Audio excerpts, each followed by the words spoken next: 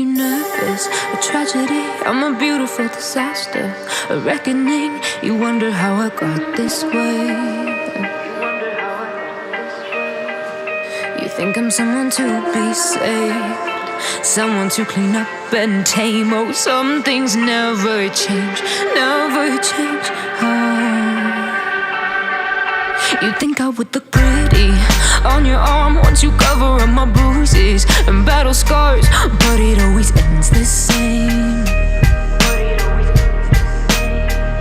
Can't bear the things I've had to face, got you crying on your knees in pain. Oh, some things never change, never change. Oh, you'll break your back to make me feel again, suffocate to make me breathe again, lose your mind from endless pain.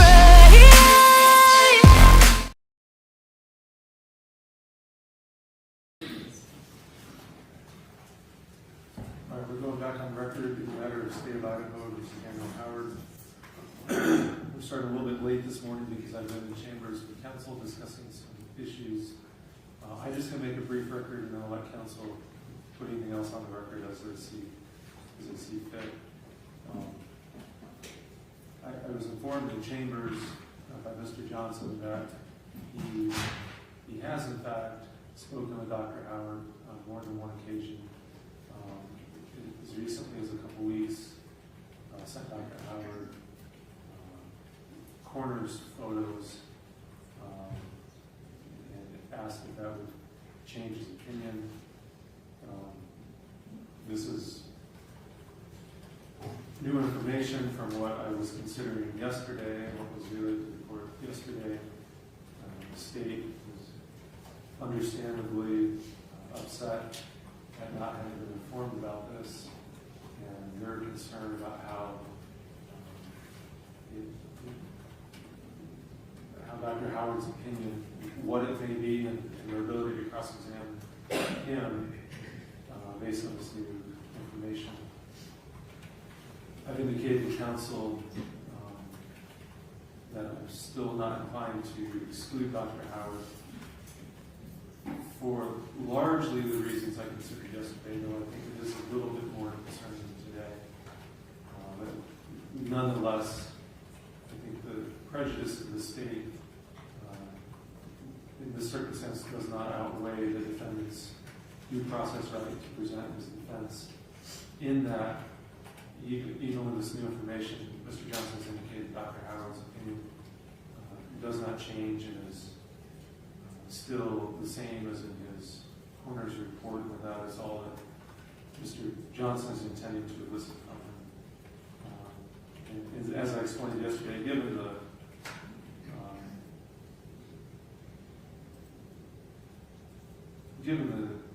the state's knowledge of Dr. Howard's opinion throughout the entirety of this case, I don't think that the prejudice is great enough to warrant exclusion of the witness.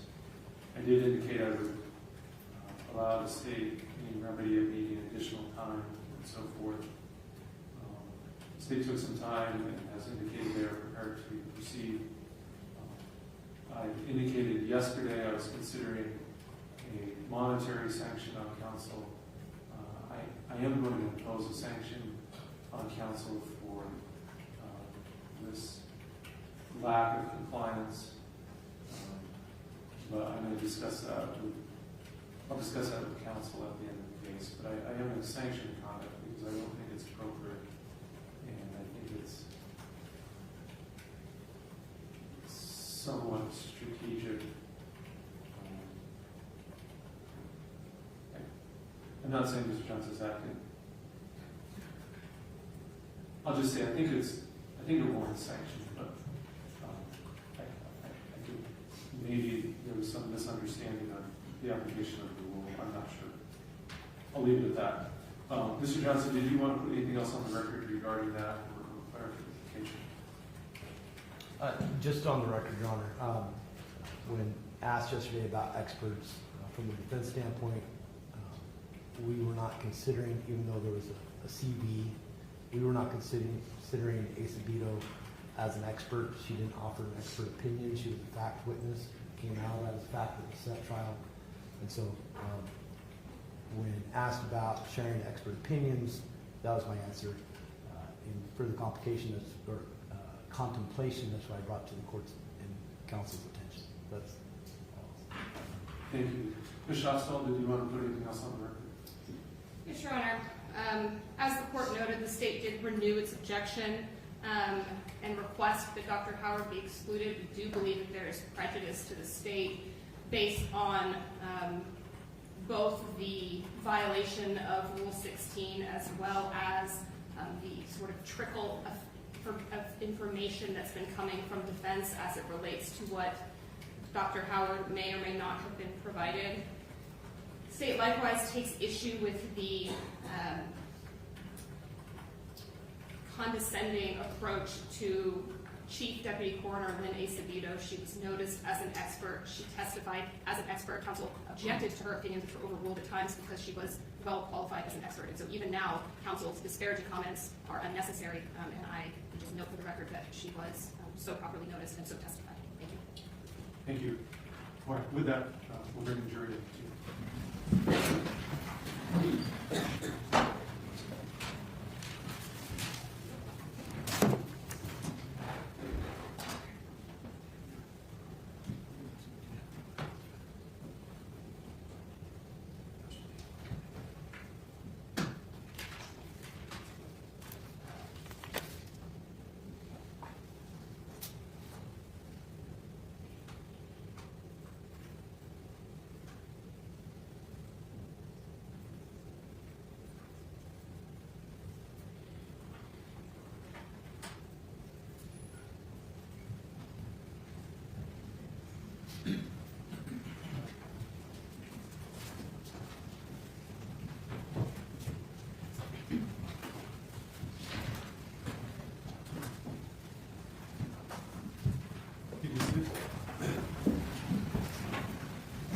Members of the jury, sorry to keep you waiting. We had some unforeseen procedural things that came up that I actually worked through the counsel. Well, I know you were all here ready to go at time, so I do appreciate your patience. Okay, we are back on record. We'll continue. Mr. Johnson, next witness. Thank you.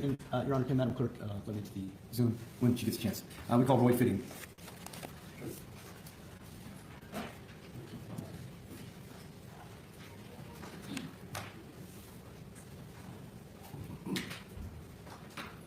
Morning, sir. Step forward, please. You face my clerk, raise your right hand, be sworn in. Do you solemnly swear that the testimony you're about to give in this case will be the truth, the whole truth, and nothing but the truth, so help you God? I do. Thank you, sir. If you have a seat, have a witness stand. And as best you can, I'll ask you to talk to the mic. Okay. You may inquire. Good morning. Can you please state your name and spell your last name for the record? Roy J. Fitting, F-I-T-T-I-N-G, And where do you live? here in Coeur d'Alene. Did you know someone by the name of Kendy Howard? Yes, How long did you know her? since childhood, not on a personal level, but smaller communities, everybody kind of knows everybody. Around January 31st of 2021, did you have Facebook communications with her? Yes, And did those conversations, did she express, well, may I approach her? You may.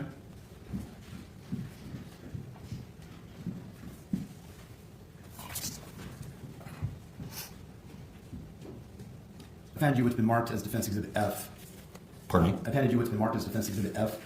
Do you recognize those messages? It's been 3 years, so yeah, I haven't had time to go over it. I know you offered this, but Okay. You had conversations regarding, if you can go through that.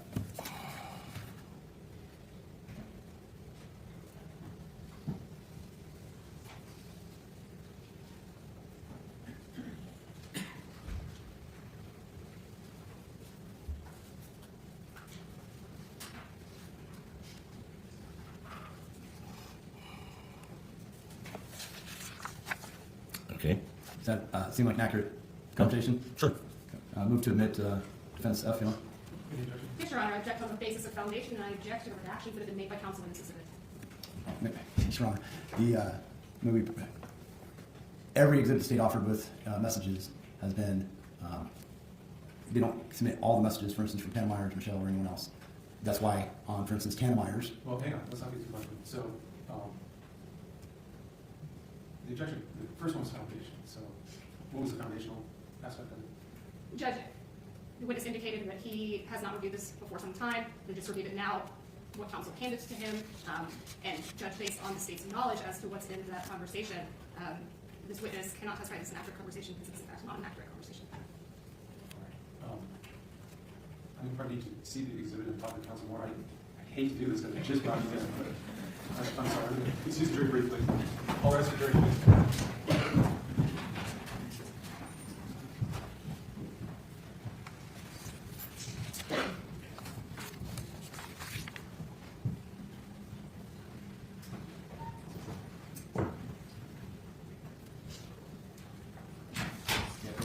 Yes. Judge, for I first received the state's version of this conversation. And I would note that the state's version of this conversation does have a singular redaction made to it in conformance with court rules and prior motions in limine. That redaction is noted as blank space in the conversation and has not been edited to remove that blank space.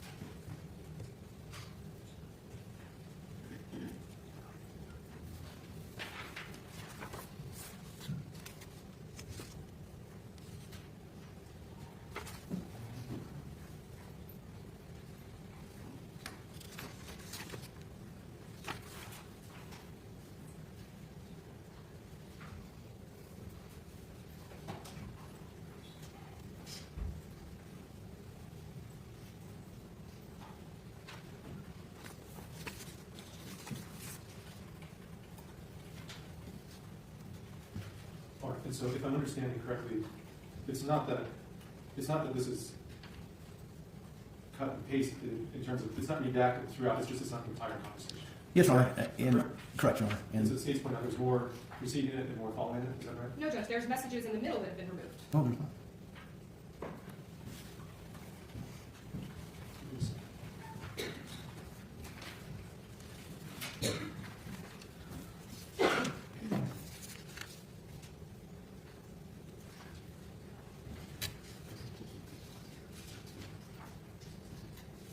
It doesn't look like any, just like quick review of it, it doesn't look like anything's been removed. It's just, this is a portion of the conversation the state's saying before too.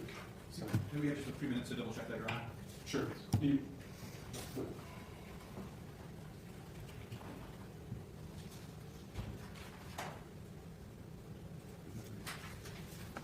Yes, Judge, I would agree that that portion is accurate. I have no objection to admitting the state's version.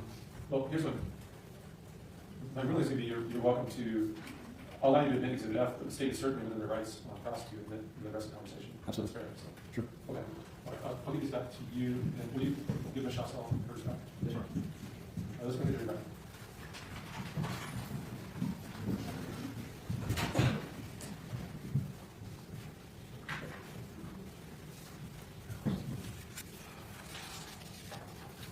Sir, just when the jury is ready, stand. Or-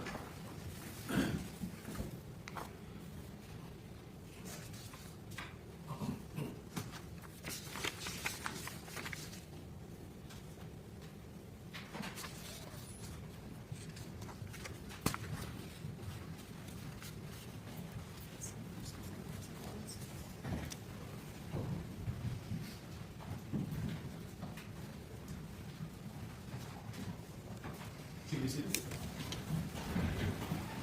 All right, I've overruled the foundation objection. Defendant's Exhibit F is admitted. Can we strike that, Your Honor? I'm gonna. So you're not going to present Exhibit F? No, Your Honor. We have those ones. You have?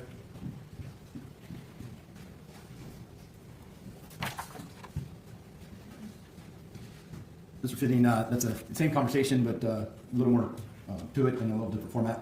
Do you see that? Yep. Okay. It's Defense Exhibit G. We would move to admit Defense Exhibit G. Any objection? No objection, Your Honor. Just for the record, that exhibit was originally worth of the plaintiff's sticker. Mr. Johnson's not utilizing it, but we would ask it to be admitted under defense's notation. Is that, when I look at the state's 57? Yes, sir. We'll call it Defendant Exhibit G. Yes, sir. Okay. That is admitted. I have no further questions. May we treat you? You have?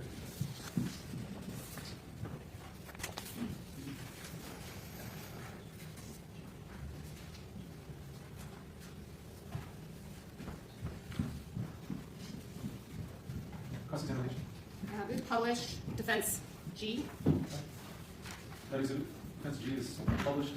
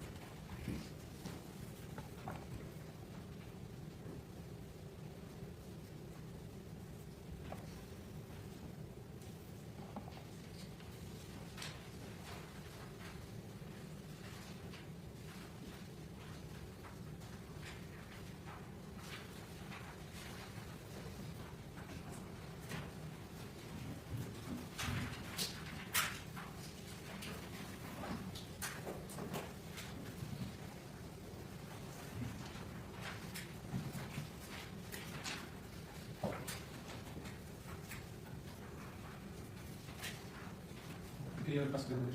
Just briefly. Mr. Fitting, were you and Kendy Howard close? No.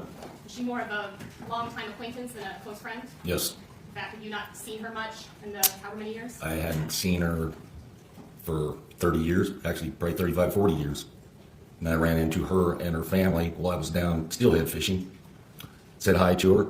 She sent me a request on Facebook to friend her, so I did, and we just kind of picked up and started having a casual conversation like anybody would. How far before this conversation was that run-in fishing? It's like 3 weeks. Thank you. No other questions. Any redirects to council? Hang on, thank you. Thank you, Mr. Fitting. You're welcome to sit.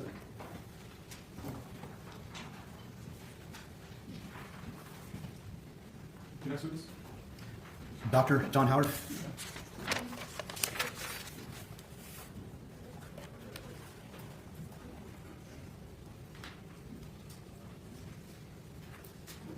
Morning, sir. Good morning. Step forward, please. I'll have you face the clerk and raise your right hand to be sworn in. Do you solemnly swear that the testimony you're about to give in this case will be the truth, the whole truth, and nothing but the truth, so help you God? I do. Thank you, sir. You may have a seat. As best you can, continue the microphone. You may inquire, Mr. Johnson. Good morning, Doctor. Good morning. Can you please state your name and spell your last name for the record? My name is John Dale Howard, Howard. Any relation to Mr. Daniel Howard? No. Where do you live? Boise, Idaho. What did you do for work? I'm currently retired. I was previously a forensic pathologist and medical examiner. Can you, where did you do that? Well, after completing my formal medical training, I was the assistant medical examiner for Pierce County in Tacoma, Washington. I then took a position in Tucson, Arizona with the Pima County Medical Examiner's Office. I was also on faculty of the University of Arizona College of Medicine. I was then asked to take a position as the Chief Deputy Coroner, Director of Forensic Pathology, and Director of the Forensic Pathology Fellowship Training Program for Hamilton County in Cincinnati, Ohio. I also served on the faculty of the University of Cincinnati College of Medicine. I was then asked to return to Tacoma as the Chief Medical Examiner, which I served as in Pierce County, Tacoma, Washington for a decade before coming to this side of the mountains to join a medical school classmate in the Spokane County Medical Examiners as a forensic pathologist and medical examiner. Can you take us through your educational background? Excuse me? Can you take us through your educational background? Certainly. I have a bachelor's degree in chemistry from Central Washington University. I attended the University of Washington School of Medicine in Seattle, graduating in 1982 with the medical doctor MD degree.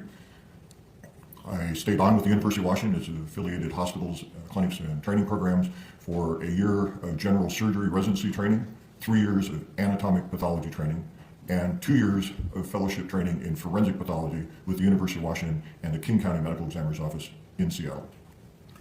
Have you had any publications? Yes, Can you give a little bit of what you've published? I published in peer-reviewed journals on a variety of subjects related to forensic medicine and forensic pathology. Okay. Have you testified since retiring?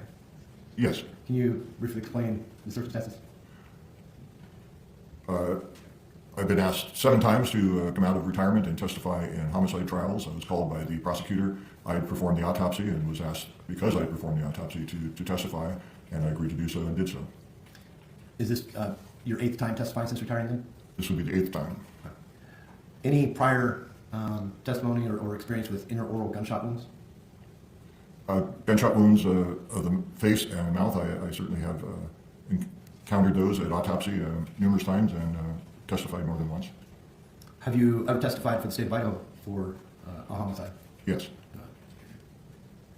Now, is it common in your experience as a medical examiner to be called by defense? Well, sometimes you're called first by the prosecution when they're put on their case, and once in a long while, usually the defense covers everything in their cross-examination. Once in a long while, they may recall that witness during their presentation of the case, and that's happened a few times, but only a few out of the more than 900 times I've testified. Okay. Is there a process of involvement between law enforcement and the state and the medical examiner's office? Well, medical examiners have jurisdiction over sudden, unnatural, unexpected, unexplained deaths. Same as a coroner, medical examiners just have a medical training, medical degree. In this case, this was a coroner case, a Kootenai County coroner case. Spokane County and Kootenai County have long had a inter-county arrangement where the coroner can refer cases into autopsy to Spokane, where those autopsies are performed by a forensic pathologist. Spokane County does that for a number of Panhandle counties and a number of eastern Washington counties. Did you, well, can you explain the general process of an autopsy? Certainly.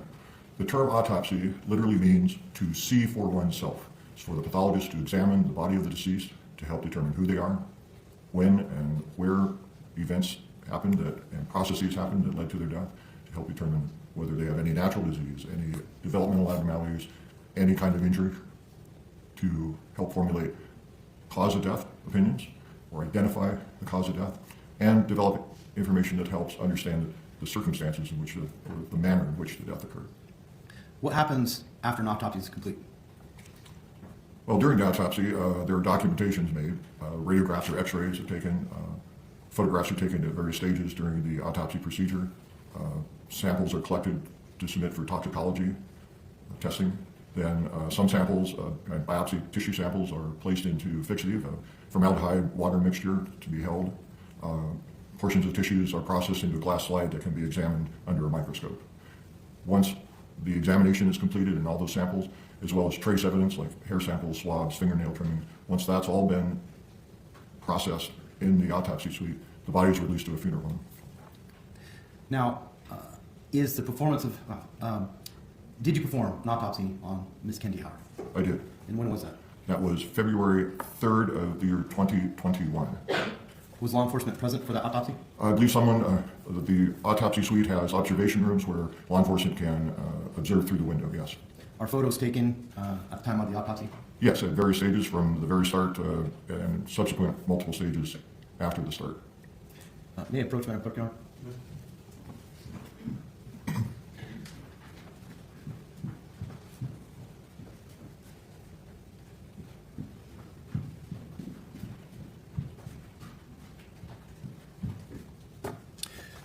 Does law enforcement give you any information prior to conducting an autopsy?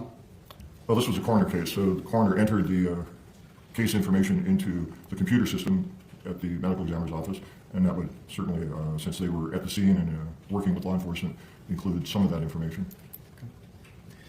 Okay. What is an external examination? External examination means at the start of the autopsy, The body in a sealed body bag is on a cart wheeled into the autopsy suite. The tag is looked at to ensure that it hasn't been broken. It is then broken, and the body bag's open, and the external examination, meaning just looking at the outer surface of the body, begins. Is it important to do an external examination before an autopsy? Well, it's at the very start before you alter the body in any way by making any surgical type incisions, yes. Okay. Now, did you... May I approach the witness, John? Yeah.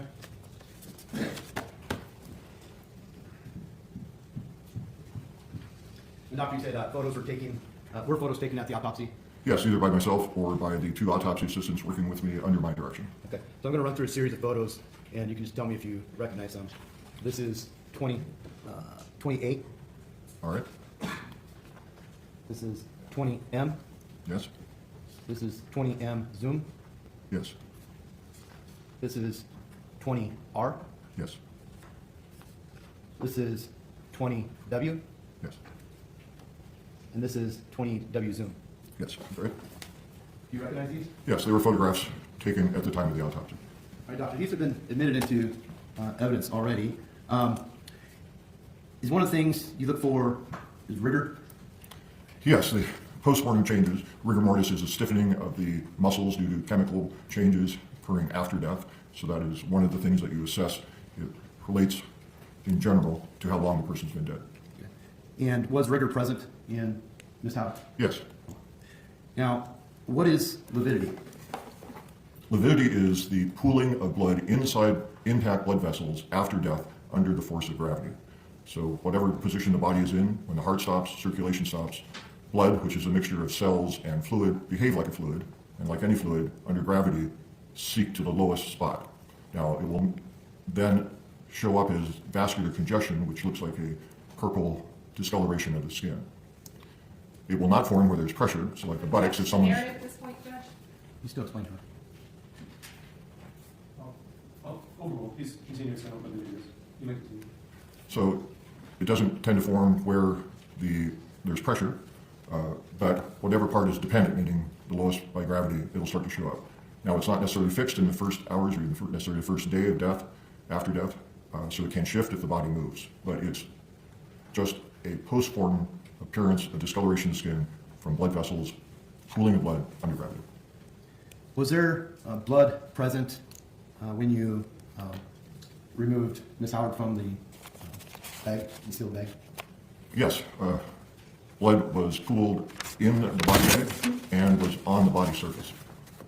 I'm showing you 20A. Is this, in Crete, have the lights on? Can you see that photo? If you need to step out into the well here, Thank you, Your Honor. you want to. I have seen the photo. And can you see the hair there? Yes. And can you describe what you observed and what's shown in that photo? The hair is wet and blood present throughout the scalp hair. Now, in the, you do examine the head and neck? Yes. Okay. What is petechiae? Petechiae are pinpoint hemorrhages that can be seen after death or even in a live patient when there's vascular compromise, meaning the blood vessels, the veins are collapsed in an area, but there's still arterial pressure going to that area. The circulation of blood stops because of the occlusion of the veins, and small blood vessels rupture, producing a pinpoint hemorrhage. This is most commonly seen in strangulations where compression is put on the neck such that the veins of the neck are compressed and occluded. Blood cannot return back to the heart, but there's still arterial pressure to the head. At every point above where that pressure is applied, occluding the veins, are at risk of having those pinpoint hemorrhages seen. Most easily seen in the whites of the eyes because of the translucent tissue. If you look in your own eye, you can see blood vessels. That's where it's most commonly seen, but can be seen anywhere in the face, the neck, or in the oral mucosa. In other cases of the same... Object to narrative. Overall. You can continue. Similar cases where, say, someone's working in a trench and the trench collapses, their head and neck are above, and there's pressure on the chest, you may see petechiae all above that level. The other classic case is the backyard mechanic who jacks up his car, gets underneath, the jack fails, it comes down, it doesn't crush your chest. Objection, non-responsive and narrative. Overall non-responsive, but this is getting into narrative. This is quite far afield of your initial question, so I'll ask you to direct the testimony. Sustained. Did you observe any petechiae, Ms. Howard? No. Were there any lines or markings going around her body? Yes. Can you describe that? When a body is subjected to being submerged in water, at least partly, you can see where there's relative hydration of the skin, water markings, and there were lines of skin discoloration indicating where the water line was. With above that, no contact with water. Below that, there was submersion in water of the skin. And you could see those, where in her body or on her body could you see those lines? Well, there are a number of them, mostly most readily visible on the trunk. Okay. Were they also on the legs? Yes. Now, did you observe any abrasions? Yes. Where was that? There was an abrasion on the posterior or back of her left thumb. Showing you what's been admitted as 20W. Is this a picture of the abrasion? Yes, this is a photograph taken at the time of autopsy of her left thumb. If I may, Sure. I can point out the abrasion. Sure.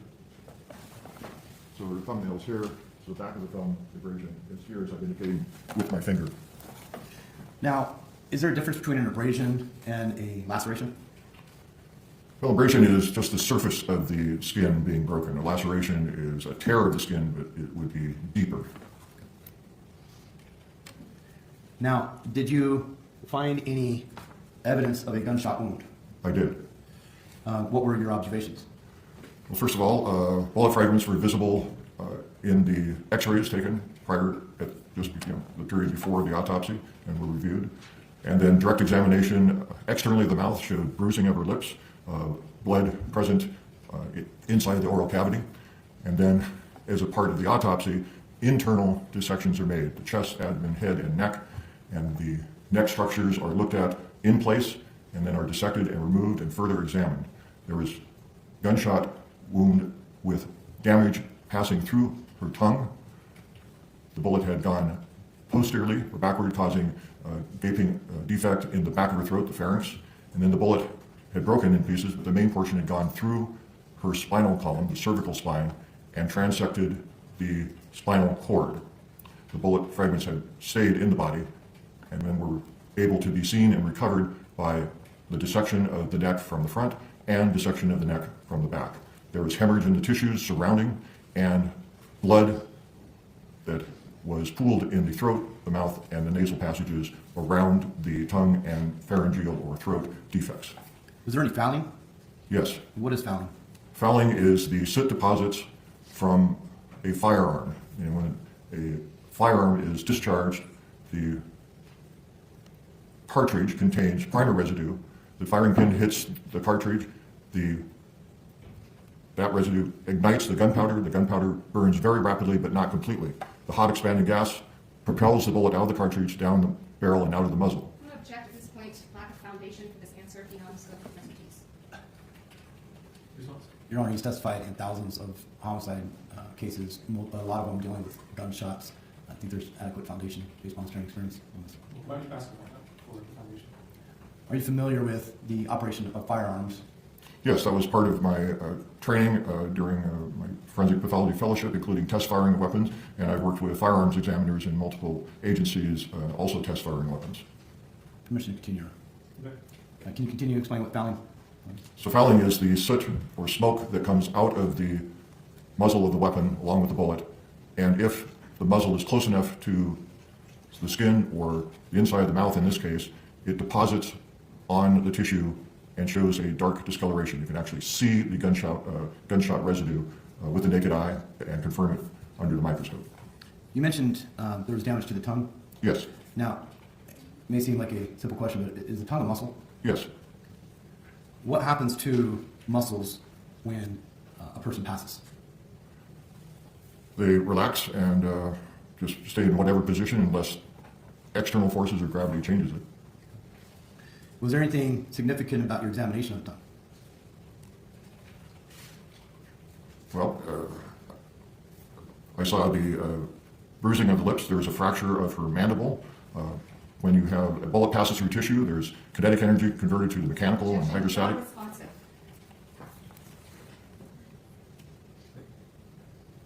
It's not typically a rejection, but I would sustain that. That's not responsive to the question that you asked.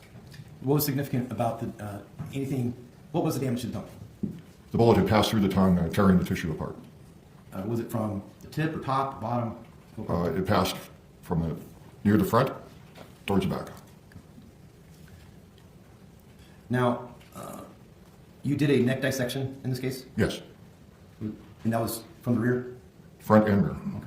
When you do a neck dissection from the rear, what do you have to do? First, you turn the body over so it's initially in a supine or resting on its back, place it in a prone position, cleanse the body so that you can do a thorough external examination of the head and neck, and then proceed with surgical incisions in the back of the neck. While a person is, while a body is on rolled over, what happens with the blood? Well, any blood that's in the nose and mouth will purge out, and in terms of blood that's still in the blood vessels, under gravity will start to shift towards the front of the body from the back. Did you examine the head? Yes. What does that entail? First, you carefully examine and palpate the scalp.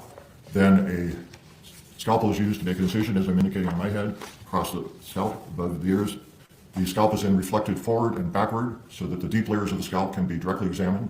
You cut through the tissue to do that. Then the outer surface of the skull can be directly examined. Showing you what's been admitted as 20M. Submitted.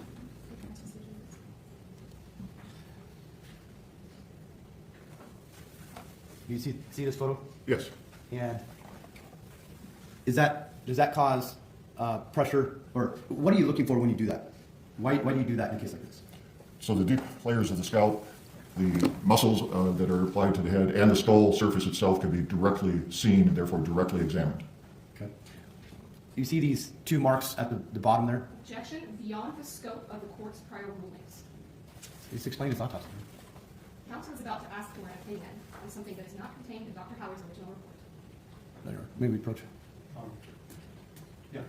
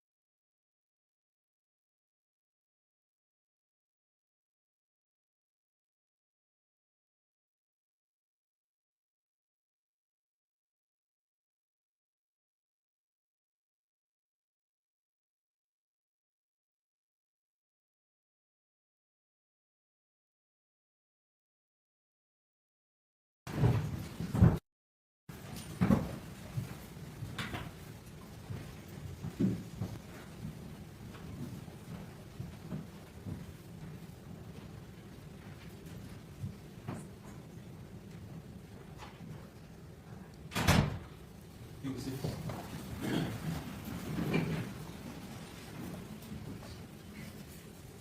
The court. And Mr. Johnson, well, you can make your objection, Chelsea. Thank you, Your Honor. So the question that the state anticipated, and in conferring with Mr. Johnson at the bench, seems to be an accurate prediction. But Mr. Johnson is now going to be showing Dr. Howard things that were not noted by Dr. Howard in his autopsy report and asking for his opinion as to what those are.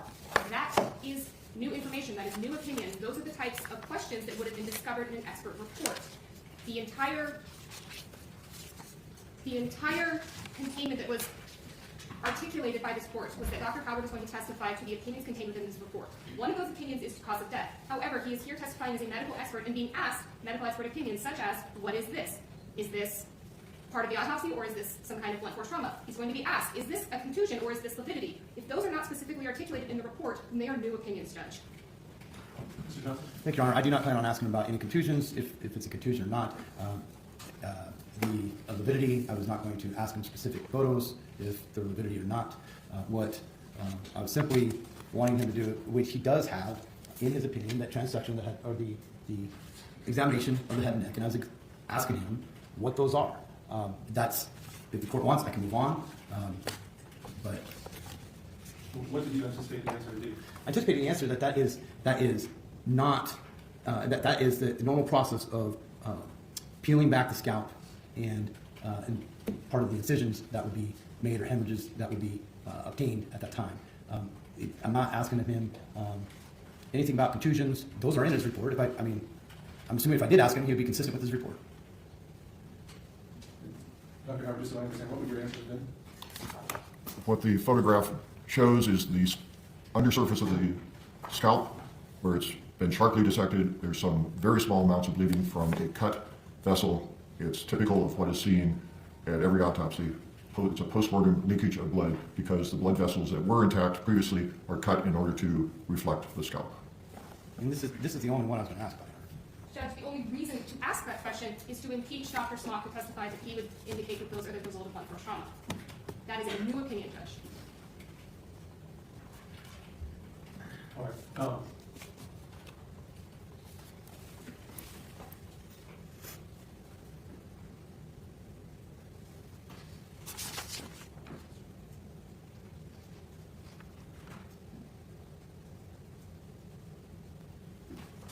This is part of the difficulty that comes from defense not disclosing this witness as an expert, the basis of his opinions and so forth. I indicated, exercised my discretion in whether or not to allow the witness, and I would, consistent with his report. I'm just noting his. I'm fine with you asking him if he observed injuries to the scalp or head, because that's within his report. What I'm going to limit, which I think is fair, is an attempt to impeach other witnesses' testimony on these photos with his testimony, which goes beyond his report. So I'll let you ask if he observed signs of injury to the scalp or head. That's fine, because that's within his report. And certainly this is all within his expertise. But using it to impeach other witnesses, going into specifics beyond his report, I will limit that given the surprise to the state and your failure to disclose that previously. In exercising my discretion, I do think that those aspects, as we talked about, going beyond his report, I do think is prejudicial to the state. They're not able necessarily to meet that. But on the whole, I certainly have allowed you to present Dr. Howard his testimony consistent with the self-testing. All right. Let's take about 5 minutes, 10 minutes morning break. All rise.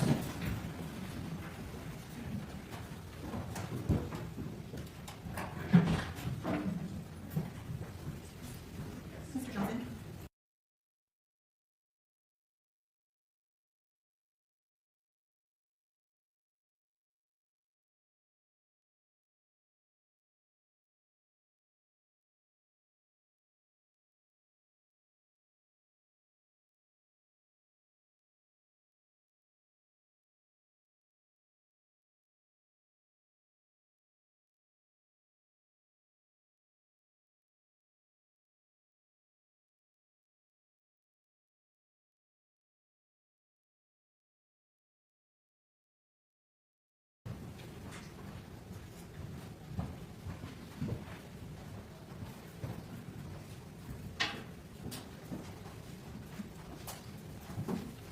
You can see them. Thank you.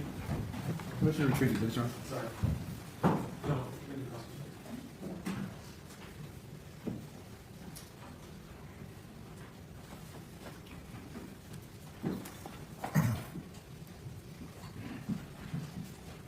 Hi, Hollis. No, I didn't realize you were there when I called you back this time.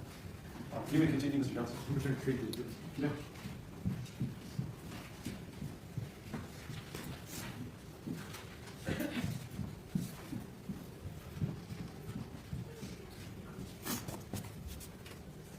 So, doctor, you examined the head. Yes, Did you observe any or document any injuries to the head? the gunshot wound to the head and the alterations related to it, such as the fracture of the mandible and the bruising of the lips and the internal injury. I did not find any other head injury. Okay. What is a histology section? Histology means the study of tissues. It usually refers to examination of tissues under a microscope. And what are you looking for when you're looking at a histology section?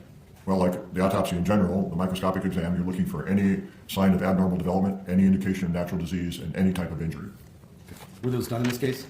They were done in this case, yes. Did you, were there any histology findings or things that you noticed? Yes. And what were they? Examination of tissue from the tongue showed tissue disruption, hemorrhage, and gunshot residue present. The examination microscopically of tissue from the spinal cord also showed tissue disruption and hemorrhage. Now, in autopsies in general, are there times where you'll keep specimens?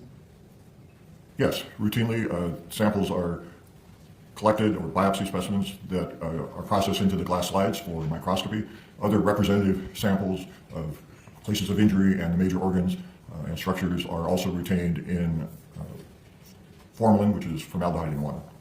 In Ms. Howard's case, was there a particular area of injury that was maintained as a specimen? As I recall, the tongue was handled in that manner. What happens when you remove, say, the tongue? How does it get from there to formaldehyde? Well, it's taken out onto the dissecting table part of the autopsy. Your Honor, this is once again beyond the scope. Oh, You may continue. no. So it's been removed by dissection from the body, examined on the dissecting table, samples collected for microscopy, and it's rinsed, examined again, and then placed with the other tissues in fixative. And fixative being the formaldehyde? Yes. Did you conduct toxicology in this case? Well, samples were obtained from autopsy for the purpose of toxicology testing. They were submitted to a laboratory who did the testing. Did you, on the histology specimens, did you notice any damage to the spinal cord? Yes. You said the autopsy was conducted on February 3rd. Yes. Do you know what time? Well, it started at, I recorded the start at 11:39 hours. It took several hours to perform. Did you do a report that day? Well, I dictated my findings on the day of the autopsy. That's transcribed in the report, and then additional information such as the toxicology and the microscopic findings are then placed into the report. The report is then proofread and finalized and signed on the day after the autopsy. Several days. In this case, it was the, I believe, February 16th when I signed the autopsy report. Any law enforcement involvement prior to finalizing the report? Not that I recall. Did you have any findings from your autopsy? Yes. And what were they? As part of the autopsy report, there's a page which has basically the findings or basic conclusions of what was observed. And that was twofold in this case. One is the intraoral gunshot wound of the head and neck with transection of the spinal cord. And that there's a notation about the toxicology finding caffeine, but no drugs or alcohol detected. And then the next section of the autopsy report is an opinion section. Was there any other than the, well, let me qualify. There was damage to the tongue, correct? Yes. And that would cause some bleeding? Objection to the form of the questioning?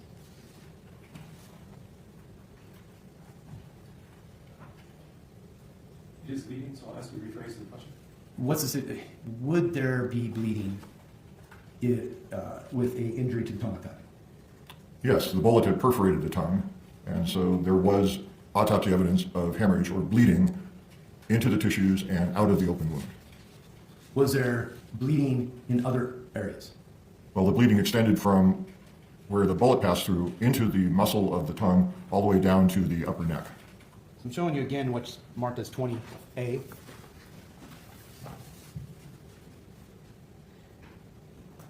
Is that blood, where, is that blood part of that injury that you just mentioned to the tongue and the neck?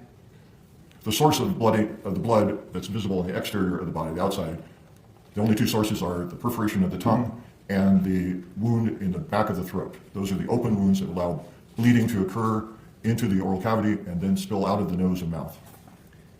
Was there any blood found in the stomach? No. Is that the amount of blood that you see or saw, is that Objection to the question is beyond the scope. I'll actually ask you to approach. That's the one to sign. You do this.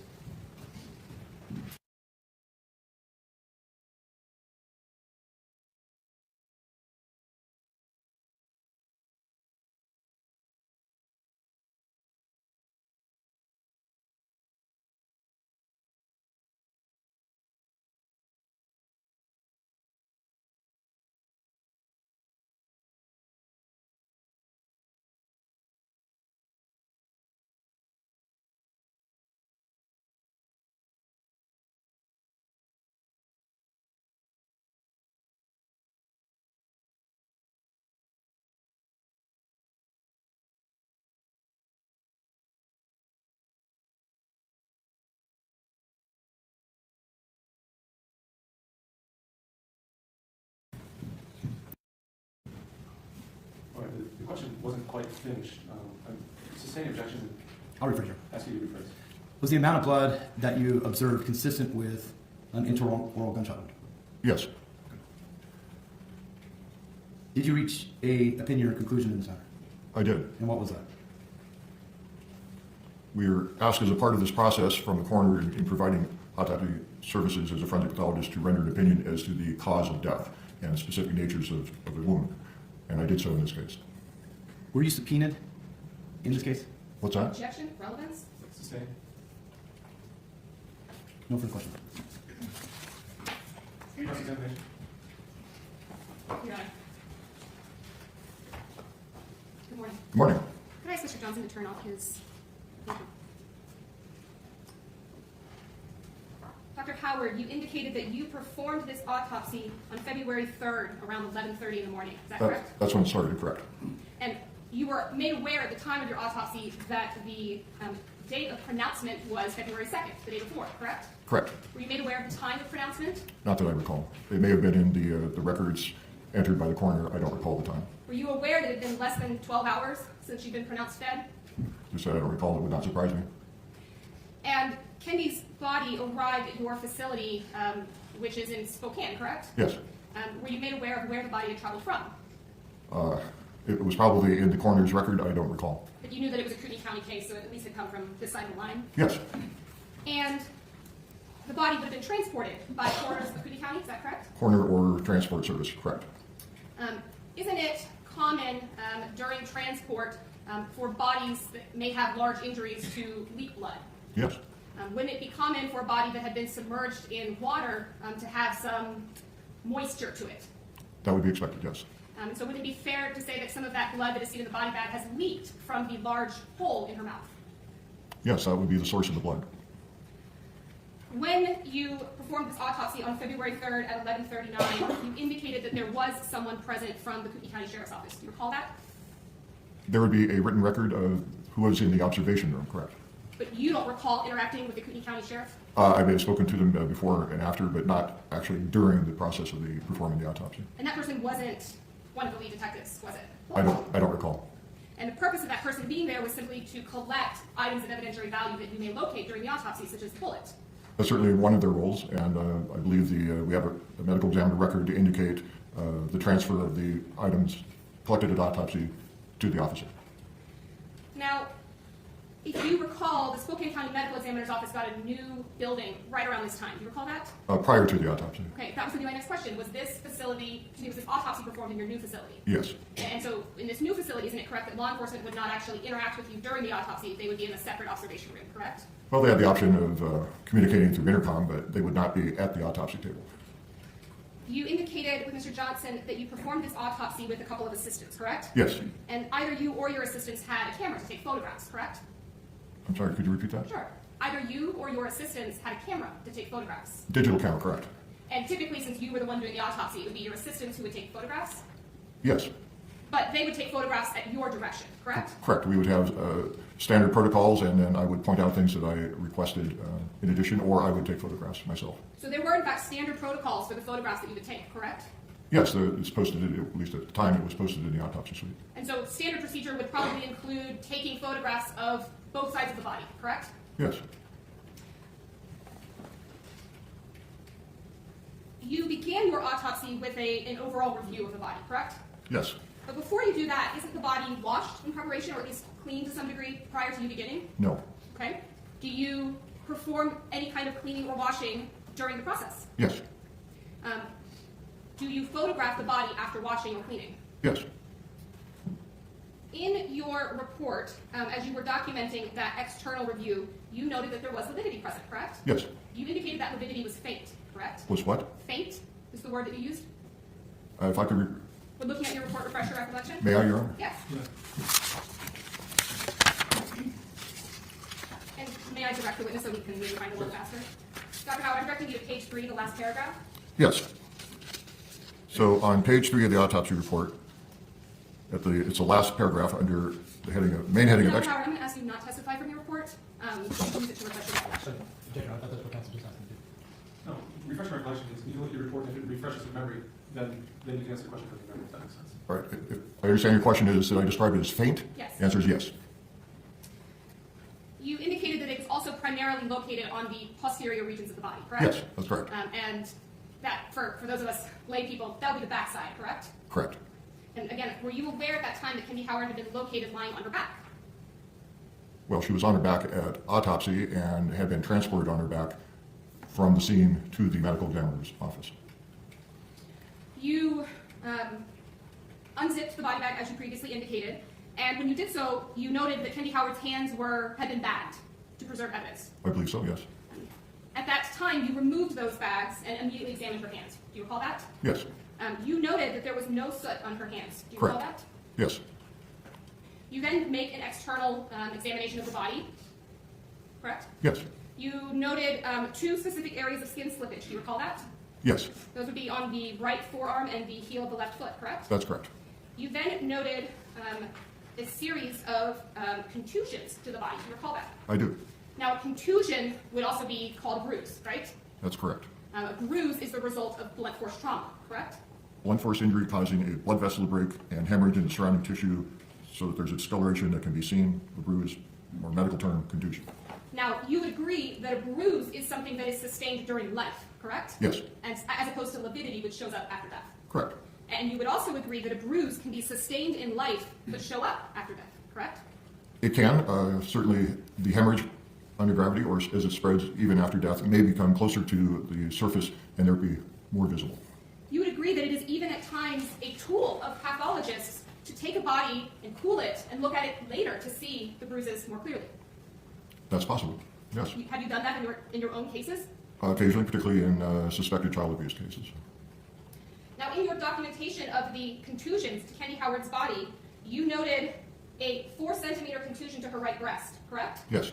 You noted 10 contusions to the right arm and the right elbow area, ranging in size from 1 centimeter to 5 centimeters. Correct. You noted 12 contusions on the right thigh, ranging from 0.5 centimeter to 11 centimeters. Yes. You noted a contusion on the anterior aspect of the left arm that was about 0.5 centimeter in size, correct? Correct. You noted 2 contusions on her left forearm near the elbow, approximately, again, 0.5 centimeter to 1.5 centimeters, correct? Yes. You noted 5 contusions to the left thigh, and again, these were approximately 0.5 centimeter to 4.5 centimeters in size, correct? Yes. You noted in your description of the damage to the head, contusions to the upper lip extending from 1 centimeter to the right of midline to 2.5 centimeters to the left of midline, correct? Yes. You noted no fouling on the outer surfaces of the lips or the skin, correct? Correct. In fact, the only fouling that was present was located on the tongue inside the mouth, correct? That's correct. In fact, the only soot that you noted was located on the tongue inside the mouth, correct? Correct. You concluded, based on that the gun had been placed inside the mouth, correct? At the time of discharge, correct. You noted that there was no damage to the upper or lower teeth in the mouth, correct? I did not find it. That's correct. You noted that there was no blood in her lungs, correct? Correct. You noted that there was no blood in her stomach, correct? Correct. And you noted that there were no substances in her system other than caffeine, correct? That's what the toxicology results were. Now, Dr. Howard, Mr. Johnson asked you some questions about the tongue and about it being a muscle, right? Do you remember that? Yes. Would you agree that the tongue is a pretty important muscle in the mouth? Oh, certainly. We use it to talk, right, to eat, to swallow. Correct. And would you agree that because of the importance of the tongue in the mouth, that there's quite a bit of blood vessels that flow into the tongue? Yes, Would you agree that the tongue is a very vascular muscle? it is. Would you agree that in your review of the tongue, that the bullet perforated the tongue? That's correct. Would you agree that the wound path of the tongue started at the tip and traveled through the tongue itself to the back of the tongue? Well, the bullet passed from near the front of it, not necessarily the exact tip, but from the front towards the back. Correct. And you would agree that in passing through the tongue, it severed multiple arteries or veins? Yes, You would agree that if multiple arteries or veins were severed, that that would result in bleeding? yes, You would agree that if there is blood in the mouth, that that blood can only go to a couple of different places? there are several places to go. Yes, Well, it could go to the stomach, correct? if the person is able to swallow, meaning they have to be alive in order to do that. It could go to the lungs, correct? If a person was still able to breathe after wounding, that can happen. Yes, Or it would go out into the environment, it could. Yes, travel out through the mouth, travel out through the nose. correct. Isn't it true that in your review of that wound pattern, you determined that it was at a downward or horizontal trajectory? No, you can't have downward and horizontal at the same time. I recorded front to back. Well, you utilized something called trajectory rods in this case, correct? Yes, And did you make a determination as to the trajectory of the bullet as to whether or not it was downward, horizontal, or upward? I recorded front to back as the direction of fire.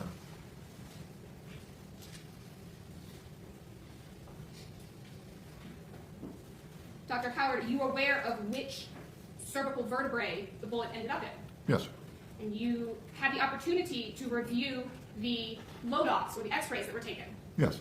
Permission to approach Madam Clerk? Good.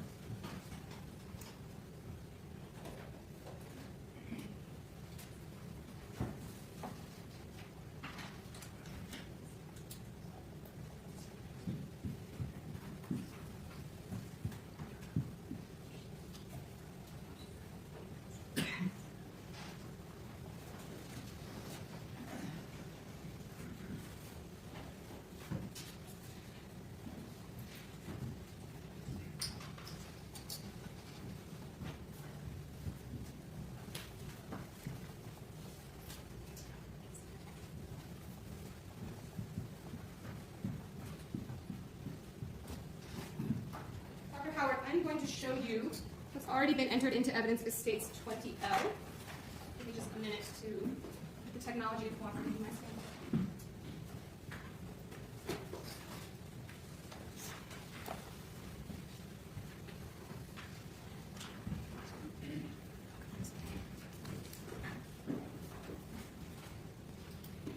Do you recognize this image? May I, Your Honor? Yeah, massage.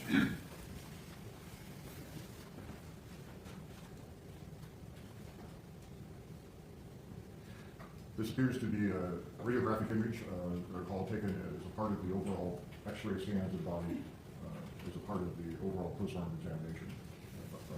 If you would just kind of point out where So the... it's a side view of the head, the face, in front here. You can see she had a nasal post.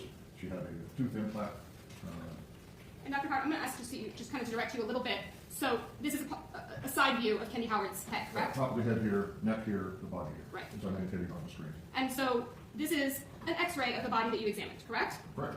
And you have just testified that the bullet traveled from essentially the front of her tongue, through the tongue, and ended in the C2 vertebrae, correct?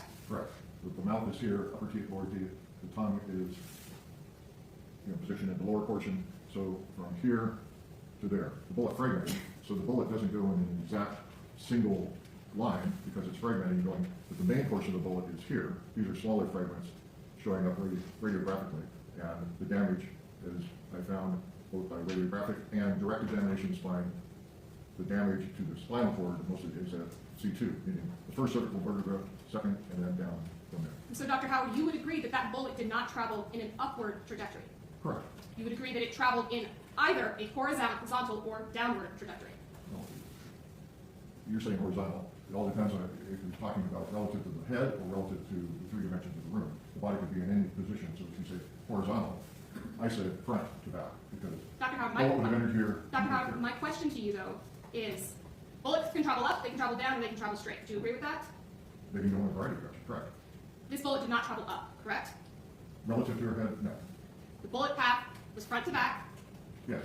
at the angle that you just illustrated on this Yes, X-ray. and as you indicated, as a part of the examination, stainless steel probe, once the internal direction was established by my examination, I put the probe in to show the line of the path of the bullet, and you have to align the barrel of the weapon with the path of the Dr. bullet. Howard, I'm gonna ask you to And sit that's why down. I did what I did. I'm gonna ask you to sit down.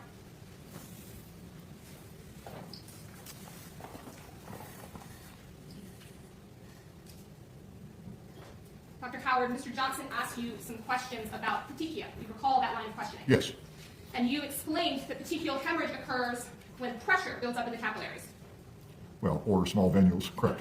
And you testified that that was when there is occlusion of major arteries. No, You testified it was a partial occlusion, correct? occlusion of the veins preventing blood returning back. There's still arterial pressure to the head to cause the vessels to engorge and for some of them to rupture. Would you not agree that if there is total occlusion, the petechia may not form? Correct. Would you agree that there are cases of strangulations or suffocations or asphyxiations where there is no petechial hemorrhage present?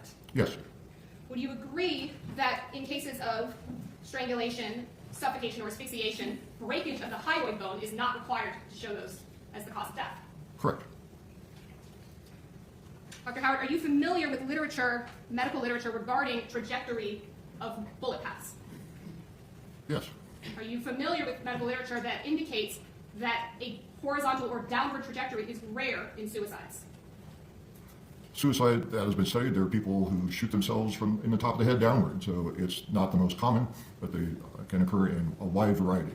To say that it's rare, it's certainly not the most common.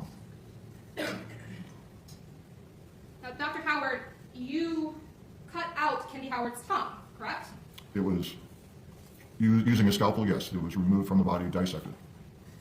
In your many years of being a forensic pathologist, is the tongue a standard muscle that is removed from the body for dissection?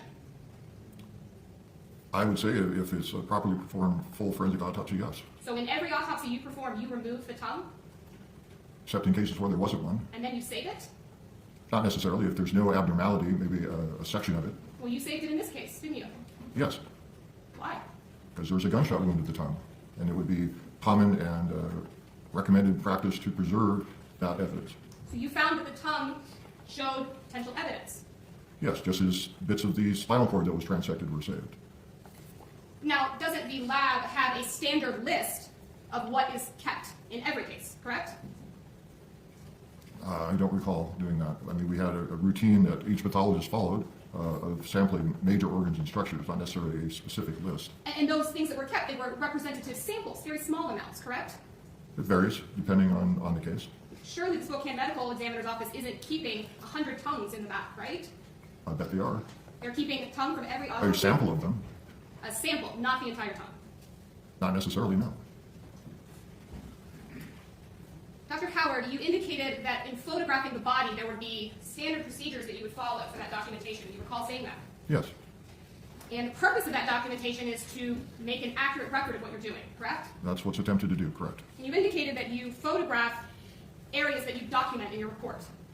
Well, we photograph the whole exterior of the body, and then if there's a particular area of concern or an injury or developmental abnormality that we want to document, or say natural disease, additional photographs may be taken in those to depict those specific areas, correct.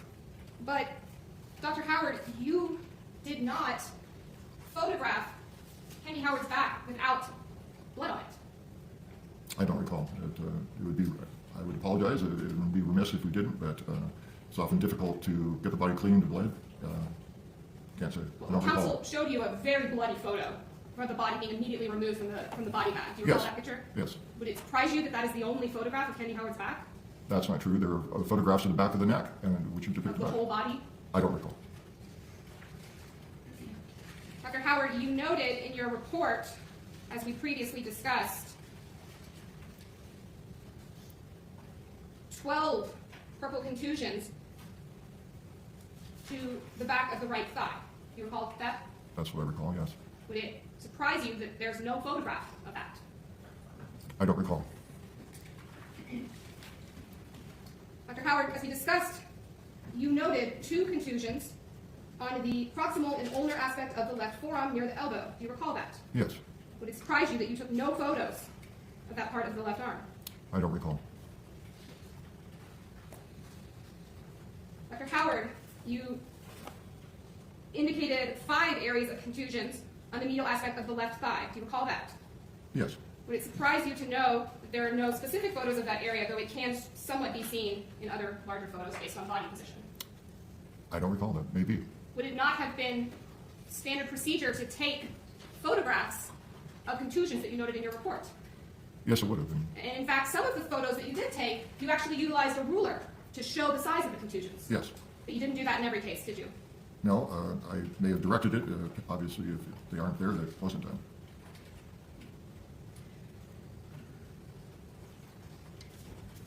Dr. Howard, you indicated skin slippage in 2 specific places. Do you recall that testimony? I'm sorry, could you repeat that? You noted skin slippage in 2 specific areas. Skin slippage, yes. One of those areas was on the arm. Do you recall that? Yes. I'm going to show you, Dr. Howard, what's already in evidence as states 20R.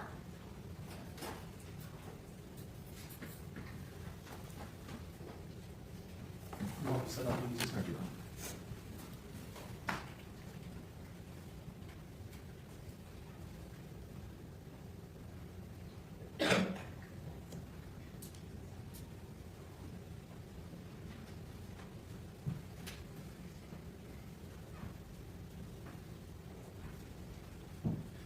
Dr. Howard, you took this photograph. Do you recall that? Well, the photograph was taken during the course of the autopsy, correct? You utilized a ruler in this portion. Do you recall that? Yes. Dr. Howard, is this the area that you were calling skin slippage? Yes, if I may. So the intact skin, so here you see it's very moist, typical of having been in water. And where the areas of discoloration here are where the post-mortem decay of the body, which naturally occurs, has progressed in these particular locations, typical of having perhaps some pressure in that area, in addition to the normal decay and the addition of being immersed in water, the layers of the skin start to separate. So the very surface layers have started to come off, it slips, and the deeper layers are now exposed and visible. Dr. Howard, you can have a seat. Dr. Howard, were you provided any other opinions about this particular injury prior to your testimony today? I believe defense counsel mentioned someone referring to them as burns. Were you informed that a burn doctor from Harborview Medical Center calls this a second-degree burn? Well, second-degree burn is My question, Dr. Howard, was were you informed? I did not know that such a doctor said that statement. And were you also informed that Dr. Jennifer Nard, who you used to work with, as well as Dr. Bill Smock, agree with that assessment? No, I'm not. And, Doctor, you indicated that skin slippage is caused by pressure and can be exacerbated by being in the water. Did I understand that correctly? Well, and it occurs as a post-mortem decay of the body. That this was the only place on the body that this is observable, correct? No. This is the only place on the body that this pattern of what you're calling skin slippage is observable on the body, correct? No. Okay. You are referring to what you call skin slippage on the left heel? Yes. Okay. Let's look at the left heel then.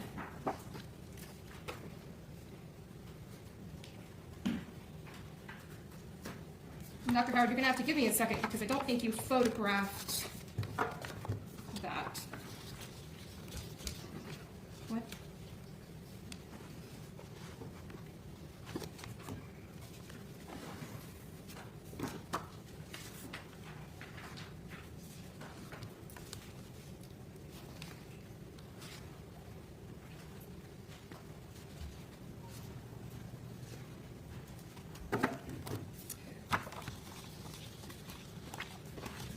Dr. Howard, do you recall taking a photograph of this, what you called skin slippage on the left foot?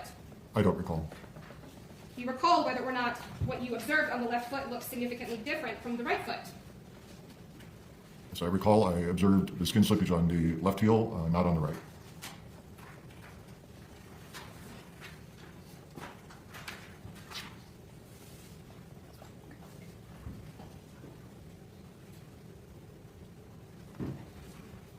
I'm going to approach you with what I'm going to call Exhibit 26, and then within that picture, there's 26E zoom and 26C zoom. All right, yes. Now, certainly this is something that you did not create, correct? You mean this particular document? I did not. However, do you, and it may be difficult, but do you recognize that these would have been photographs taken at autopsy? Yes. And these would have been taken from Kendy Howard's autopsy, correct? It's consistent with that, but I can't document that. Move to admit what I'm going to call States 26. No objection. 26 is legal. Dr. Howard, as you noted, this was not something that was created by you, correct? Oops. Well, there are two images. They may have been photographs taken under my direction, but I did not create this particular document. Correct. And these are zooms of photographs that were taken at autopsy, correct? As I say, they are consistent with that, yes. And so on the left foot here, you indicate that there's skin slippage on that left foot, correct? I said left heel. Left heel. Okay, left heel, correct? Yes, Okay. And there is, according to your report, not skin slippage on the right heel, correct? correct. And you would agree that what you're terming skin slippage on the left foot has a different pattern than what is observed on the forearm. Yes, You did not, at the time of autopsy, take any representative samples of that, what you term skin slippage on the arm. No, I correct? did not. You did not cut into it or biopsy it in any way, correct? No. You did not, also, in your examination of the feet, note any lacerations to the feet or toes, correct? correct. You did not note any blunt force trauma to the head, correct? Blunt force, no. You did not note additional contusions to the body other than the ones that we just talked about, correct? Correct. You did not note any additional abrasions or lacerations to the thumb or hands, correct? Correct. You did not note any swelling around the fracture of the mandible, correct? I don't recall, that was not a specific term I used in the report, correct.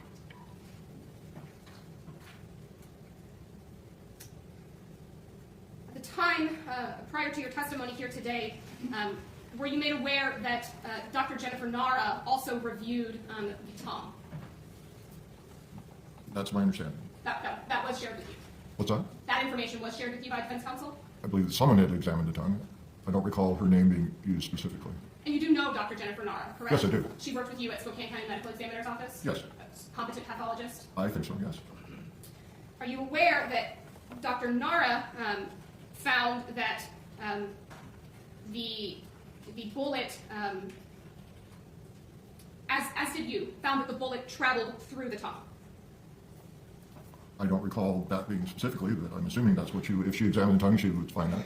Were you made aware that when she examined the tongue under the microscope, she observed significantly less hemorrhage than she would have expected to see?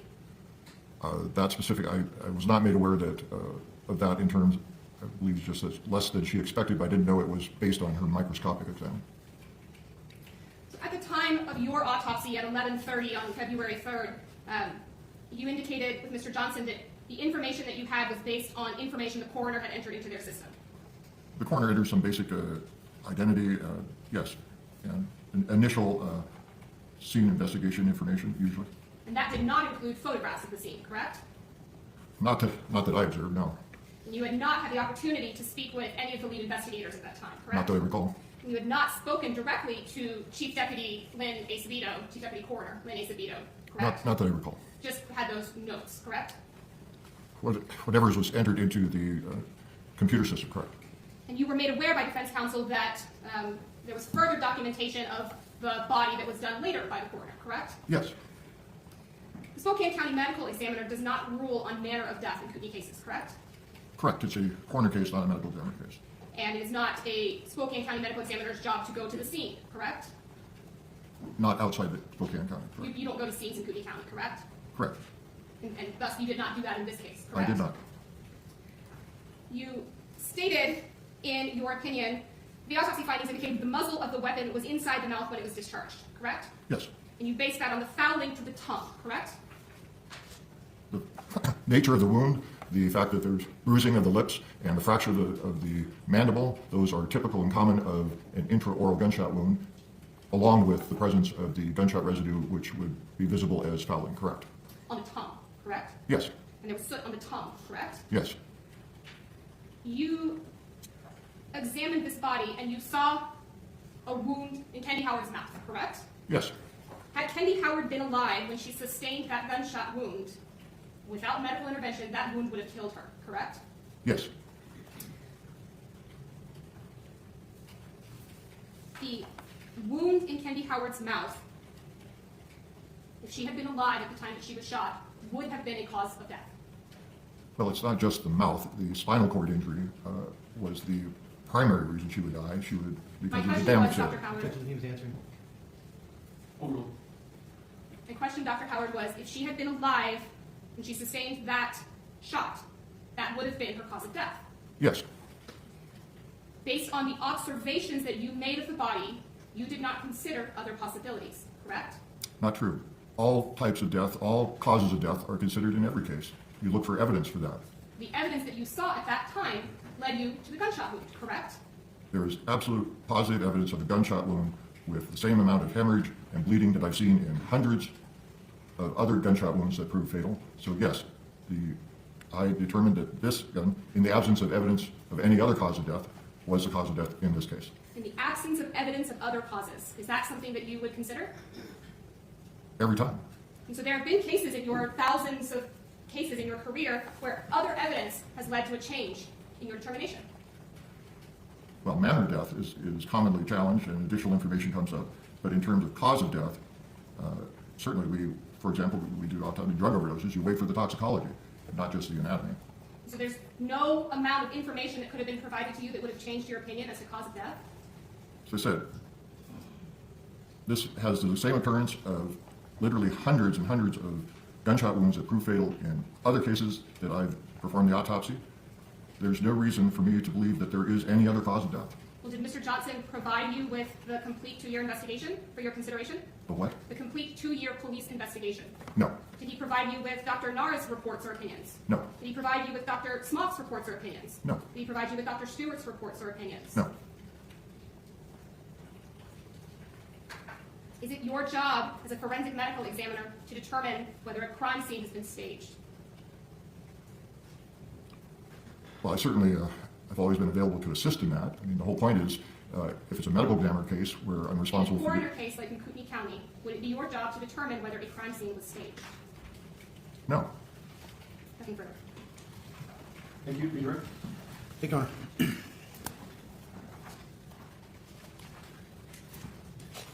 Dr. Counsel just asked you about a staged crime scene. That would relate to the manner of death, is that right? Correct. Now, when you and I had a conversation regarding Exhibit 20R, I was asking you, what was I asking you to compare? That's the area of the forearm showing skin slippage. And that, you put skin slippage in your report, correct? Yes, And I asked you if that was a burn or a, did I ask you if it was a burn or a skin slippage? yes, Did you explain to me why you thought it was skin slippage? yes. Okay. I didn't provide you any opinions as to Dr. Ford's conclusions. I haven't received anyone else's report, correct. Now, counsel asked you to begin with that the examination starts after you wash the body, and you said no. Do you remember that? Yes, Why doesn't it? because you want to see the body in its original condition. How much blood is there? Are there any pieces of trace evidence? You don't want to wash that off before you have the chance to identify it and collect it. Now, I did provide to you a copy of your autopsy photos, correct? Yes, Do you know how many photos you had? there were dozens. I didn't count. Was it more or over 100, or more or less than 100? There were many. Now, counsel asked you about blunt force trauma. Can a small impact leave blunt force trauma? Sure, every bruise is some form of, no matter how small, is a blunt force injury. So blunt force trauma is a kind of a medical terminology? Yes, as opposed to a needle puncture or a gunshot wound or a sharp instrument stab wound or an abrasion where it's a scrape. It's just impact to that area. You bang your shin on a coffee table, that's blunt force impact. If you examined a body and noticed a bruise, would you ever put bruise in your report? Being a medical doctor doing this, I use the term contusion, but they're interchangeable. So blunt force trauma and contusion are interchangeable? Well, blunt force trauma can cause other things like lacerations or fractures, but a bruise is a form of blunt force injury. Now, counsel asked you about asphyxia in relationship to petechiae. You remember that? Yes. Okay. And under what circumstances can you have asphyxia without petechiae? Oh, there are many. Put a soft pillow and smother someone. That's occluding their airway. They can't breathe. It's not impairing the blood flow until the heart stops. If you have an individual who is in a confined space, like a storm sewer that has low oxygen, if there isn't fresh air pumped in, they can asphyxiate from lack of oxygen. There's no compromise to the blood vessels, no petechiae. Just two of many examples. Can a person be strangled without petechiae? It's theoretically possible. There are very rare cases that have been reported in the literature, yes.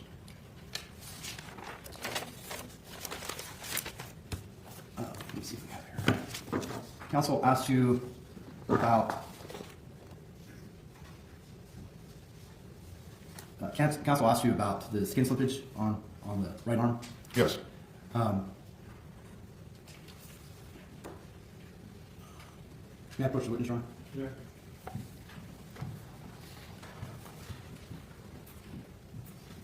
Doctor, I'm showing you what's been admitted as 17A Zoom. Can you just take a moment and look at that? Yes. All right. Okay.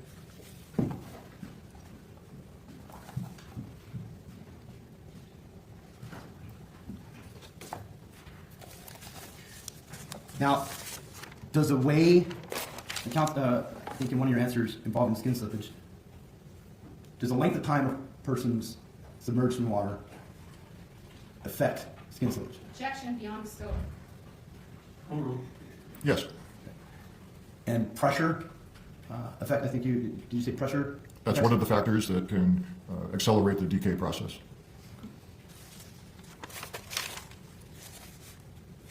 In anything, so I did provide you copies of the coroner's photos, correct? Yes, there were the ones that appeared to me to be taken after the body got to a funeral home. The postmortem changes and the autopsy had been undone and the body had been dealt with by some member of their staff. I'm not going to ask you about those photos other than, did anything in those photos... Objection beyond scope. Overruled, it's fair to be read. Did anything in those photos change your opinion as to cause of death? No, The cause of death is gunshot wound? that's my opinion. No further question. Permission to... Okay.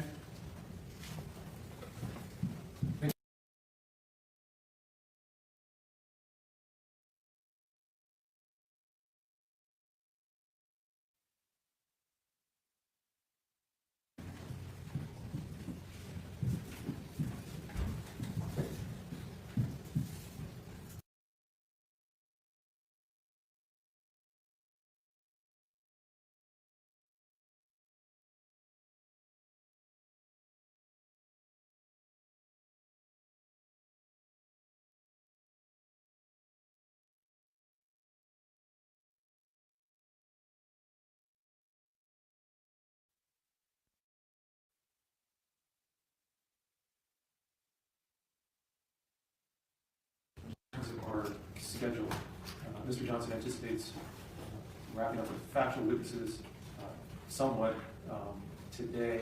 He has an expert witness who's traveling here and will be here Monday and cannot be here tomorrow. What that means is rather than bringing back for an hour or two of testimony tomorrow, we're just going to call the day off. And I want to let you know so that if you want to make other plans or something, it looks like we'll finish out today, be off Friday, and back Monday. I want to let you know as soon as I do that, and just with the way things are going, it looks like that's going to be the case. So I'm just going to go ahead and make the executive call now. That we'll end today, take Friday off, and be back on Monday. So I'm sorry for any inconvenience, but it's just the reality of what happens. Okay, I wanted you to know that before the end of the day, so if you needed to make plans for your inconvenience. Okay, we will recess for the lunch hour. I'll see you back at 1:30.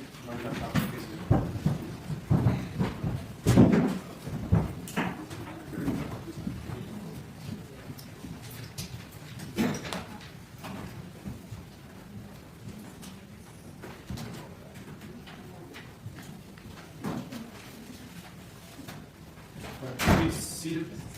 I did want to just make a quick record. As was pointed out yesterday, we've had frequent bench conferences where Mr. Johnson's asked to approach, and I've always indicated to him at our conferences, if you wish to make a record reserved for appeal, if you have to do so, I think we'll break. A few times you have, Mr. Johnson. Most of the times you haven't. Today, I think was one of the few times I've actually called you all up, and so I wanted to just make a record of what that conference was. Mr. Johnson was asking the witness, he was in the middle of a question that I didn't know the end of it, which is why I called him up here rather than have that in front of the jury.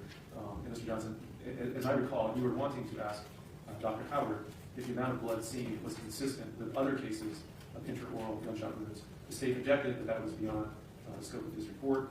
I indicated at our bench conference that I did think that that was beyond the scope to ask him to compare it to other cases, but it was a fair question as to was the amount of blood consistent with the gunshot that we saw, the wound we saw here. And so that was your question to the witness. So to the extent I limited your question of the witness, I want to make that record. However, I'll just note it ultimately didn't matter because that was brought out on cross-examination. So, but I just wanted to make the record clear what that argument was. Okay, we'll be in recess till. Oh, yes, sorry. Could I just, Mr. Johnson indicated in chambers some witnesses that he had requested be under recall that he is releasing. Could you just put that on the record so those witnesses could be available? The only one that would be subject to recall will be the next witness to testify. Everyone else will be released. Okay, so any other witnesses from the state that had demanded are released and not to be called by the defense? Okay. Thank you. Clerk, we'll be in recess. All right. Caveat, except for Detective Northbrook, if Mr. Howard were to testify, he was subject to recall if Mr. Howard testifies. Judge, I don't think that record was made at the time. He was never asked to be subject to recall, so if you're wanting him, we'll probably need to take arrangements. Yep, thank you.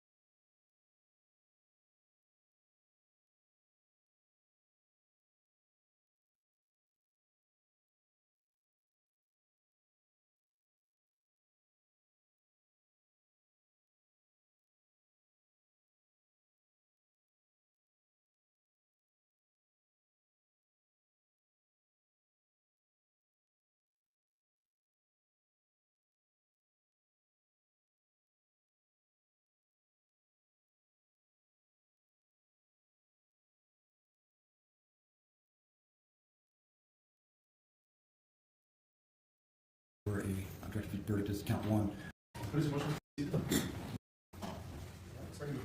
Your Honor, we do have a motion.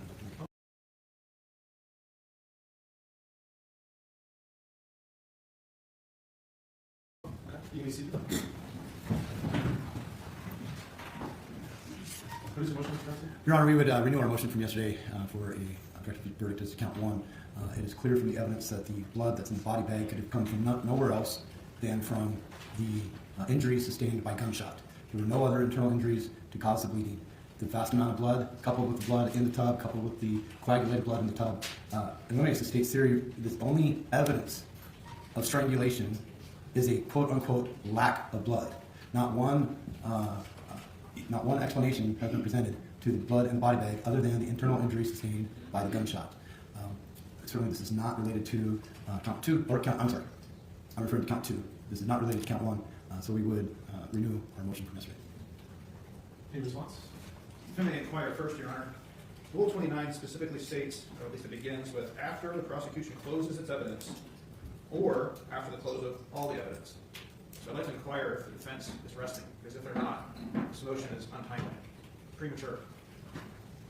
Well, the state has closed, so our interpretation is that it's still within that purview. So we're definitely not closing or resting at this point. But I think in light of the evidence that is in front of the court, we renew our motion from yesterday. Well, I'll put aside the procedural question for the moment and hear any response from the state. Your Honor, thank you. Your Honor, I don't think Rule 29 is meant to take into consideration the defense's case. I think 29 is meant to take into consideration whether or not the state has put on sufficient evidence to sustain a conviction. Nothing has changed between yesterday and today when we're arguing this. So I would rest on yesterday's arguments, Your Honor. Thank you. I'm going to deny the Rule 29. Setting aside whether it's procedurally proper to raise again at this time, I think viewed as a whole, a reasonable juror can find the defendant guilty beyond reasonable doubt. The only thing that's changed since yesterday's motion was the testimony of Dr. Howard. A juror could disregard his testimony, or a juror could believe his testimony. But even as I listen to his testimony, he doesn't, at least in the court's view, he doesn't necessarily contradict the state's witnesses entirely. As to the presence of the blood, he indicated cross-examination, whether that comes out is from the wounds. His opinion wasn't,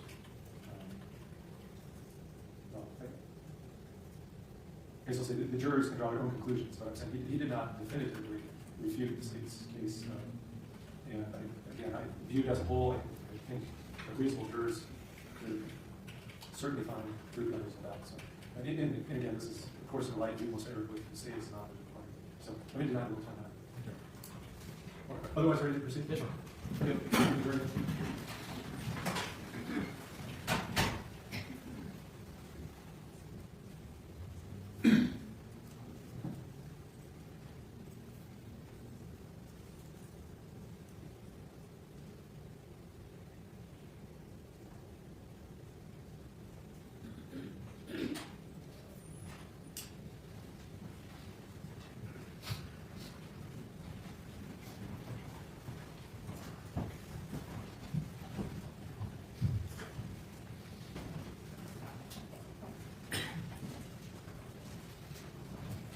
You can be seated. Thank you. Continue on, Mr. Johnson, before your next witness. Your Honor, before we do that, we'd like to, during the state's case in chief, we admitted into evidence Exhibit D. We'd like permission to publish. What was it? Exhibit D, the messages between defense portion messages from Ms. Howard and Tanner. And that exhibit was previously admitted? Yes, Your Honor. Okay.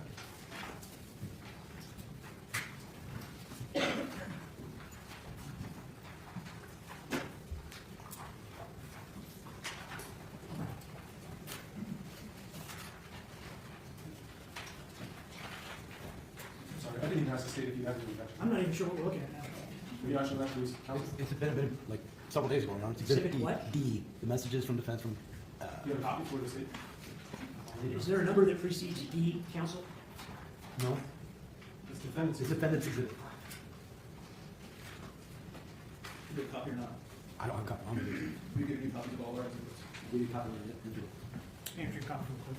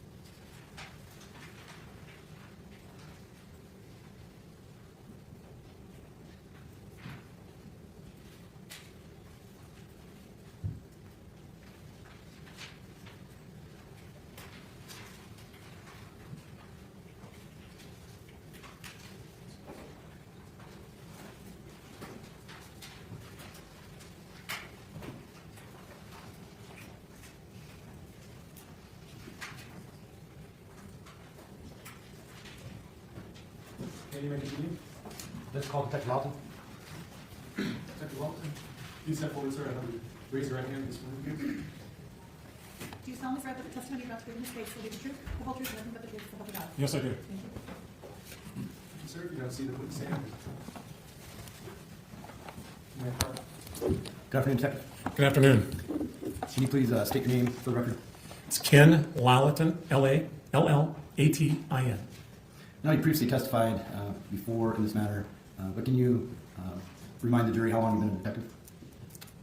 I was a detective from approximately 1999 until I think 2003 or 2004, and then I went into persons crimes in January of 2006 until I retired September of this last year. Would you, do you believe it's important to be objective as a detective? Absolutely. As a detective, you frequently come across individuals who are experiencing emotional trauma or hardships. All the time. Is it important to separate out the emotions from objective investigations? I would say so. When did you arrive on scene again on the incident with Ms. Howard? I arrived the night of her death about, I believe, 15 minutes before midnight, give or take. Okay. You, during that course of the investigation, did you take possession of Ms. Howard's phone? I did not personally know. Did you or someone you were with, while you were with them, go through her phone? Could you repeat the question? So there was a period of time where, let me just back up a little bit. Did you arrive with other detectives? Yes, I was driving. Detective Sergeant Darrell Euler was riding with me. Jerry Northrup was already on scene, parked in front of the residence waiting for our arrival. And the jury has seen multiple videos in this matter.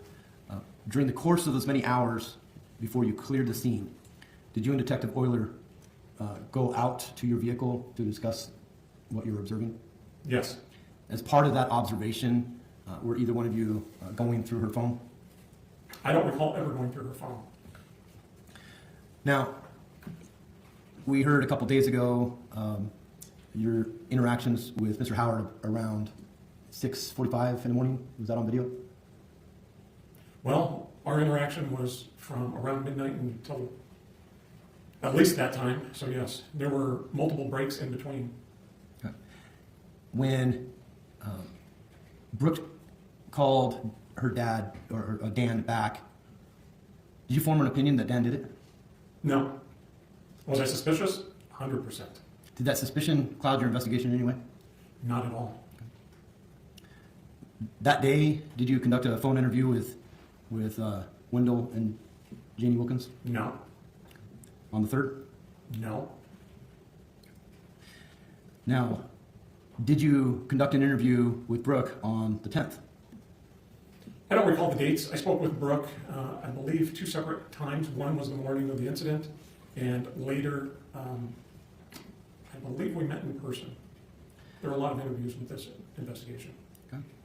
Now, at the beginning of this case, were you the lead detective? No, I was not. But you became the lead detective? Yes. And when was that? Would have been July of the same year. So from July of that year till today, have you or any officers on your direction that you know of interviewed Carrie Maitland? No, she's not one time ever came into the sheriff's office and contacted us to make a statement. In fact, I didn't even know, honestly, who she was until yesterday. Did you or any other officers at your direction between the time you took over and today ever interview Brett Gunderson? No, same thing. Not one time did he ever make an effort that I'm aware of to come down to the sheriff's office or to call me. Did you ever interview Mr. Prado? Yes, I was with Detective Euler when we contacted and interviewed Daniel Prado at his place of employment in Kootenai, Idaho.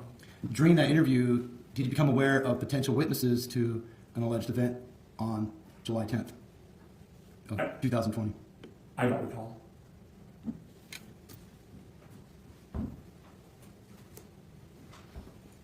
How'd you become aware? Oh, I'll strike that. You conducted a second search warrant on 17th?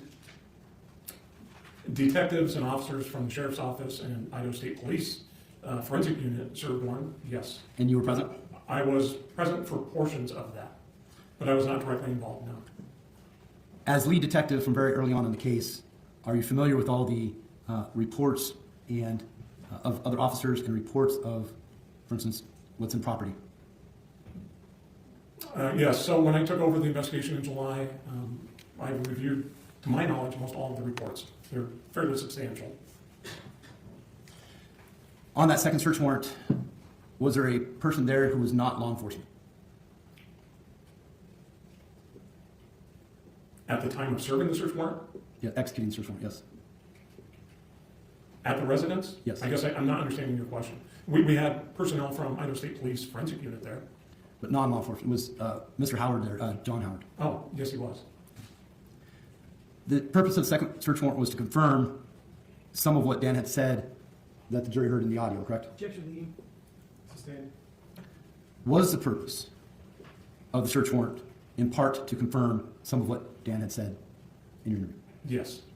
Specifically, the search was to check for a bullet hole in the upstairs closet where Dan said a gunshot went off in the house in a prior event, correct? Or Again. Sustained. was one of the reasons to search for a spot in the upstairs closet where Dan had said a gunshot went off in a prior event. Yes. Did law enforcement find a gunshot, evidence of a gunshot in the spot where Dan had said? I know that Detective Northrup found a hole in the floor. I know that he tested it for copper and other things related to bullets and was unable to determine what actually caused the hole. The piece of carpet was a piece of carpet removed and booked into property. Yes, I believe there was. At any point, have you reviewed? Let me show you. Have you reviewed what is in property? Yeah, several times, multiple times. Are there any black pants anywhere in property? To the best of my knowledge, no. Are there any black hoodies anywhere in property? I don't believe so, no. Are there any black gloves anywhere in property? No. I have no further questions, Ron. Okay, cross-examination.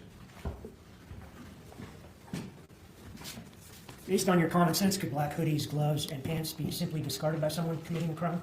All the time. Especially someone who would be cognizant of what a crime was and how to get rid of evidence? Yes. And that could happen, especially true with someone who's trained in the collection of evidence, couldn't it? I would believe so. And Dan Howard was trained in that, wasn't he? Objection, foundation is to getting rid of evidence, Your Honor. Do you lay foundation for anything else? Do you know Dan Howard? Yes, I do. I think we spoke about this when you first testified, didn't we? Yes, we did. And you've known him professionally for over 10 years, right? Probably closer to 15. You've been Yes. sitting here in the entire trial while people have discussed his law enforcement background, haven't you? Yes, I have. And you know as well as everybody else that he has a background in evidence collection, right? Yes. He has knowledge of DNA, right? Yes. Ballistics. Correct. And so it would follow then, because he has that knowledge, he would have the knowledge on how to get rid of all that evidence, wouldn't he? Yes, he would. You were asked some questions about being objective in this case. Do you remember that? Yes, I do. Do you think you have been objective? Yes. Why do you say that? Well, if we would have just taken Dan's word or one other person's word, that's one thing. But in this particular case, we let the facts and the evidence lead to a truthful conclusion in this investigation. Objection to We went the word truthful. Overruled. Please continue, Detective. I would say this was one of the most intensive investigations I can recall being involved with. It took a team of investigators. Not only was I involved in this case, but we had experienced investigators from multiple agencies, and we elicited the assistance from some of the top experts in their fields that are unbiased. Objection, foundation for knowledge of expert. I'll sustain as to his characterizing what other witnesses are as biased. Can you continue with your answer, leaving aside the fact that these experts are unbiased? Objection. That's a jury disregard that statement. Can you finish your answer, please? Yes. I forget where I was, honestly. Could you restate the question? Was your investigation unbiased? Yes, it was. Can you describe why? Because of the reasons I just spoke to, and the fact that we let the facts and the evidence speak for itself. You were asked a question early on from counsel about whether you took into account emotional hardships someone might be suffering. Do you remember that? Yes, I do. And did you do so? Absolutely. Can you describe why or how? Well, anytime you respond to a crime scene or an incident, and in my particular case, in my experience, I've been to a lot, whether it be as a patrol officer or as an investigator responding to a death scene. And at every death scene, whether it be natural, unnatural, suicide, homicide, people are dealing with the most extreme moment in their life, right? So everyone responds a little differently to that stress and the pressure. Unfortunately, most of the time, we don't have the experience or the background to know what that person's normal baseline is. In this particular case, I do know Dan Howard. I have dealt with Dan Howard. And so compared to other people, I feel that I had, and other officers on scene, had a better baseline for how he deals with and handles stress. We watched you and Detective Euler's interviews over the course of a couple of days. Do you feel like you treated Dan Howard like you would any other person? I treated Dan Howard with nothing but respect, just as I do everyone I deal with.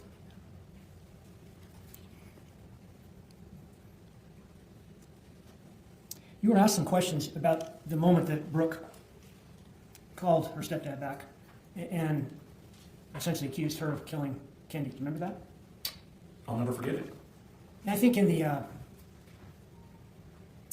the recording, we heard you talk to Dan about that. Is that accurate? Yes. And I think here on direct, you said that caused you to be suspicious. Fair? Yes. Why? Well, in all the years that I've responded to these types of scenes, especially one that originally came out as a suicide call, not one time do I ever recall seeing a family member respond in that manner to another family member. Did Dan's demeanor change when Brooke said that to him and you followed up with questions about why Brooke thought he killed her mother? Yes. Can you tell us about that? He was very shaken up over it. That was really the first time that I noticed that night that there were some genuine emotions coming from Dan Howard. It was after his phone call with Brooke. Do you think that despite this suspicion that the investigation that went on for the next couple of years was unbiased? 100%. Why do you say that? Because of the same reasons I spoke to earlier. This was not just one person conducting this investigation. This was a very complicated and a difficult investigation that was, which caused us to have to utilize a lot of experts and uninvolved individuals.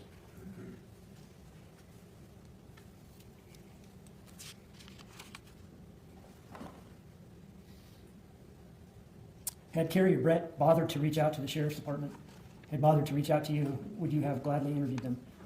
Of course I would have. Just like we did the many other people who contacted us. The search warrant was served on February 17th, 2021. I think counsel asked you about whether or not Mr. Howard's father was there. Remember that? Yes. And can you describe what you did as a result of that? I left the scene with Mr. Howard and met him down at a local restaurant where we sat and had coffee and chatted during the search warrant, during the majority of that search warrant. Why did you do that? To get him off scene so that people could work without him being in the way.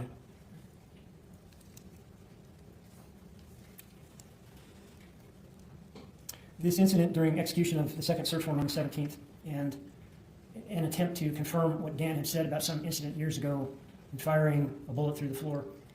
Was there any evidence from any other person that supported what Dan said had happened other than Dan? Yes.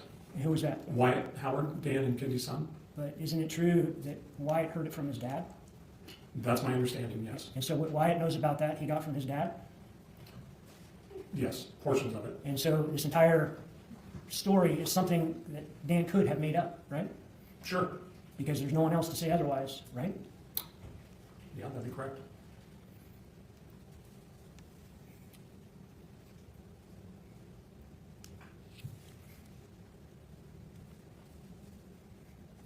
No further questions? Thank you. Redirect? Yes, please, Ron. So, in relationship to the incident in July of 2020, when was that charged? Your Honor, directly, It's also irrelevant. Beyond the scope. Your Honor, directly it deals to whether or not Ms. Maitland or Mr. Gunderson would have the knowledge to go and respond to police officers.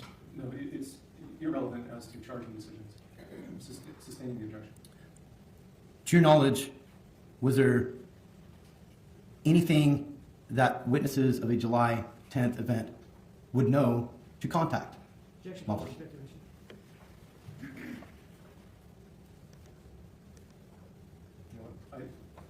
I'm understanding better the scope of your question. I'm reversing my ruling. You can ask about witness charge. I understand your question now. I'm loud. Thank you, Your Honor. To your knowledge, was the incident of July 10th, 2020, when was that charged? I don't Objection recall. relevance. That's a different question than the first two. She's worded just a little bit differently than the first one. Your Honor. I think that's the same question. He answered he doesn't know. But I'm overruling the objection. What was your answer? I don't recall. I believe it was last year. Okay. Last year being 2023? Correct. So would Mr. Gunderson or Ms. Maitland have reason to know to contact law enforcement regarding a bruise in July of 2020? Counselor, It calls for speculation into two other people's frame of mind. Understood. It is speculation. Sustained. Counsel asked you about your former relationship. Were you and Dan friends? no. No further questions, Your Honor. Thank you, sir. Thank you.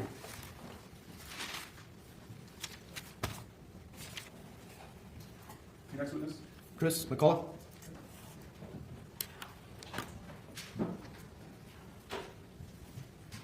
Good afternoon, sir. Good afternoon, Your Honor. You could step forward and face the record, raise your right hand, this one. Do you solemnly swear that the testimony you're about to give in this case will be the truth, the whole truth, and nothing but the truth, so help you God? Thank you, sir. Can I have a seat for the witness stand? Yes, sir. Best you can, if you can. Yes, sir. You may inquire. Thank you, Your Honor. Good afternoon. Good afternoon. Can you please state your name and spell your name for the record? My name is Christopher McCullough. I have a lot of middle names, just first last name, right? Yes. CHRISTOPHER Where do you live? I live in Brigham City, Utah. What do you do for work? I work for a company called Siemens, and I'm what they call a technical consultant. To make it simple, I'm a factory rep when people buy expensive industrial measurement equipment. They need somebody to come and teach them how to use it. Or when they want to think about buying it, I want to help the salespeople finish the sale. Do you know Dan? Yes. How do you know? It's been one of my closest friends for, holy crap, 43 years. Okay. Do you know Kendy? Yes. Prior to her passing, how often would you interact with Dan? Our friendship is one of those where we talk 4 or 5 times, maybe a couple of years, and then come up and see a brother or a sister or a friend who lives here, or come up and see Dan who's driving through, and then we get back up, and it's like it's like a sentence that kind of finished halfway, and then you pick it up the next day, week, month, year, and you not miss a beat. So, Did you grow up with him? yes, Now, how did you learn about Kendy's passing? Dan called me. Did you come up at any point after you found out about her passing? Yes, I did. Can you explain? Right when she passed, Dan has close family friends. Objection relevance. It's foundational here. All out. You can continue. After I found out, I figured he was well supported, had a lot of friends around him, and he had to keep his job so he went back to Alaska, and we stayed in touch, and then we came back, I was here. How long did you stay here? About a week, I believe. You have opportunity to observe his demeanor? Absolutely, yes, sir. Can you describe that? He's broken-hearted. He had, was in the middle of the process.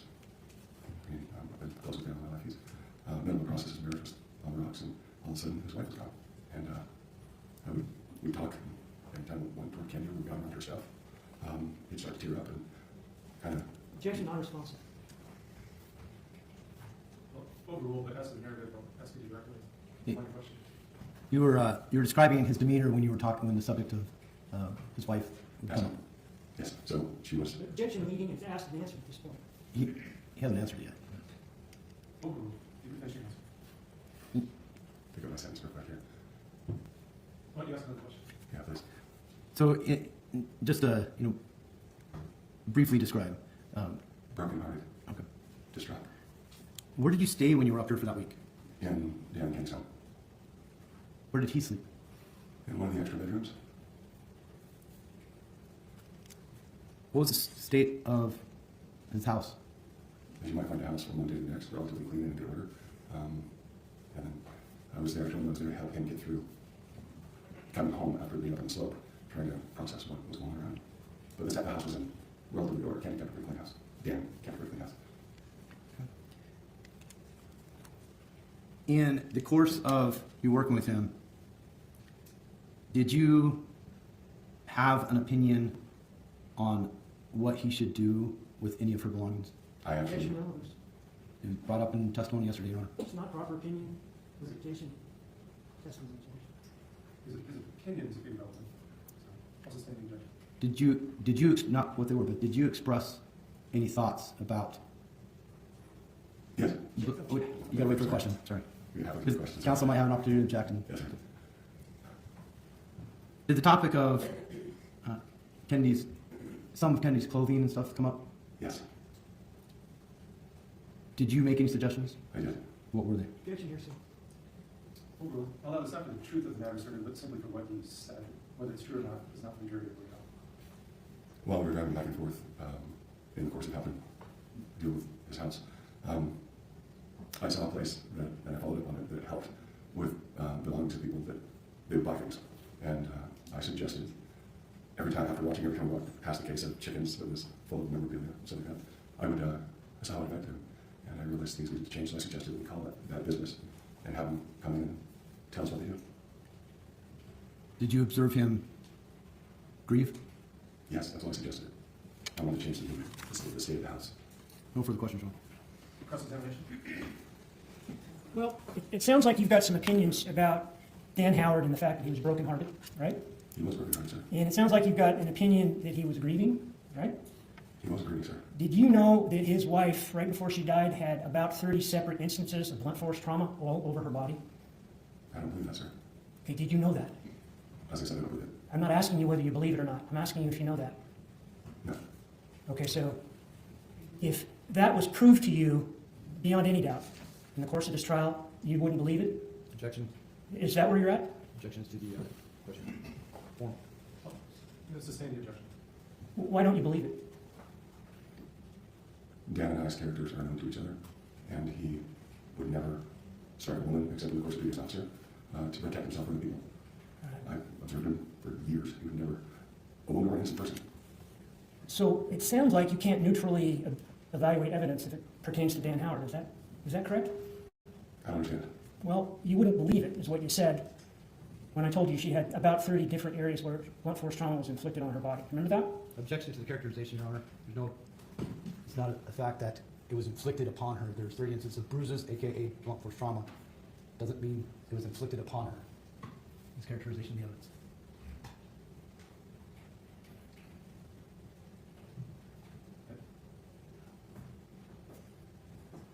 Any response? I think the evidence in this case speaks for itself, Judge.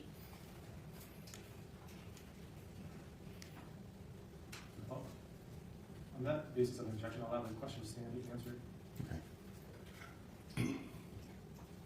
Sorry. The way I'm asking the question is asking me to conclude something that I don't believe I'm capable of.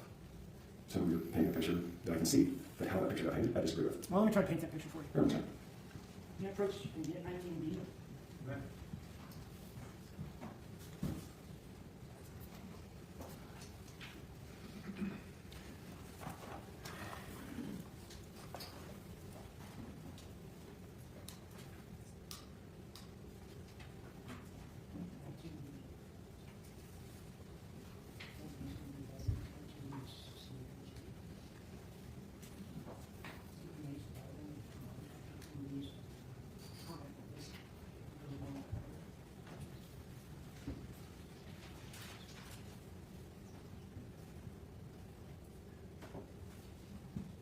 Your Honor, prior to this, after he collects the exhibit, maybe briefly approach before the question.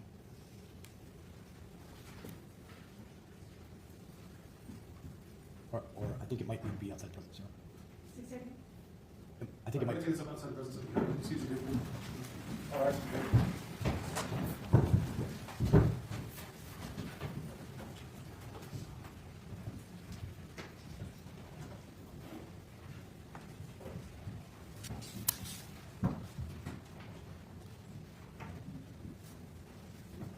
You see it?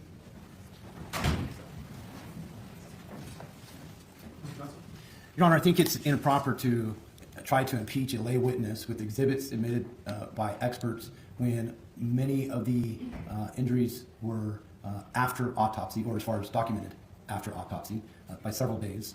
The autopsy was on the 3rd, the coroner took photos on the 8th. The doctor testified that he didn't review them or the chart until later on. I mean, it's purview of expert testimony. And to have a lay person be shown a picture of purple or bluish area and not know the difference between a contusion or blunt force trauma or a bruise or a cause, I think it's improper impeachment of a lay witness, Your Honor. That's the purview of the experts. That's definitely outside the scope of cross, and I would ask that he not be allowed to try to be impeached by expert opinions of potential, or expert opinions of bruising. Thank you. Mr. Rivera? Judge, I think this witness has made an inference that he has a bias and that no matter what, he wouldn't believe something against Dan Howard because of his relationship with Dan Howard. I think that was an inference that one can reasonably draw here in the initial questions that I asked him. 19B has already come into evidence. 19B has been seen by this jury a couple of times. 19B is evidence that would go to refute or explore the bias that this potential witness has. If he would not believe evidence that this jury has seen throughout this case, I'm not sure why the jury would believe anything he would have to say. So it's come into evidence. It's fair game. It's no different than any other instance where a character witness, if you will, has an opinion of somebody. And then the rebuttal question obviously is going to be, if you knew this, would you still have the same opinion? And that's all that I'm doing. And it's completely permissible, Judge. Mr. Johnson? Your Honor, again, it's not like showing, well, did you know someone was, X, or do you know that she had a broken arm? The coloration is still in the purview of the jury, whether those are contusions caused by normal occurrences, whether it was a struggle, whether it was after autopsy, which is a violent procedure, as Dr. Howard testified. That's not the proper impeachment of a lay witness, and I think it's a mischaracterization of the lay witness. Certainly, any other area of impeachment that counsel wants to go to may be appropriate, but this is an inappropriate area of impeachment. Well, I don't believe this is properly crossed. The scope of his direct was, he didn't opine as to Mr. Howard being peaceful or nonviolent towards his wife or anything like that. He simply testified to being up here, his observations of Mr. Howard's demeanor and breathing and so forth. And that's all fair. That's fair. Not rebuttal is the wrong word, but that's fair evidence to, as against the state's evidence of his demeanor and so forth.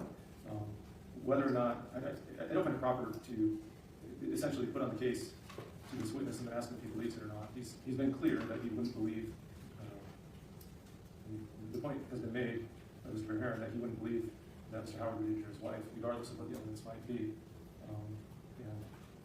The state certainly has painted that.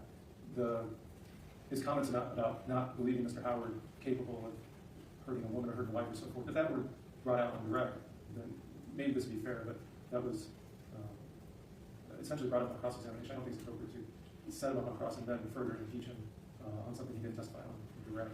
At this point, I think it's, I'll leave it at that. I'm not going to allow it. I think it's I don't think it's proper at this point. And so, I'll sustain the objection. I take it that's just a 19B, Judge? Well, I'm saying to impeach this witness with a bunch of the exhibits and ask him if he thinks Mr. Howard did it, I think is far beyond direct. Okay, so I take it your ruling is I can't impeach him with exhibits, but everything else I can? Well, I'm not sure exactly. I guess I'll see what you do. But what my ruling right now is that it's not proper to show him autopsy photos and ask him if he thinks Dan did that or didn't do that and so forth. And that's what isn't what I was doing, Judge. Okay. I do find, Your Honor, that the court is right as far as setting up his own impeachment. We didn't go in that direction, Your Honor. So I'll see where you go, I guess. But I'm just saying I don't think it's proper to present him with a bunch of exhibits and unless it's directly impeaching his direct question, his direct testimony, then I suppose you can. But in terms of setting him up to further impeach him on things that he didn't talk about in the graph, I think that would be okay. Let's bring the jury up.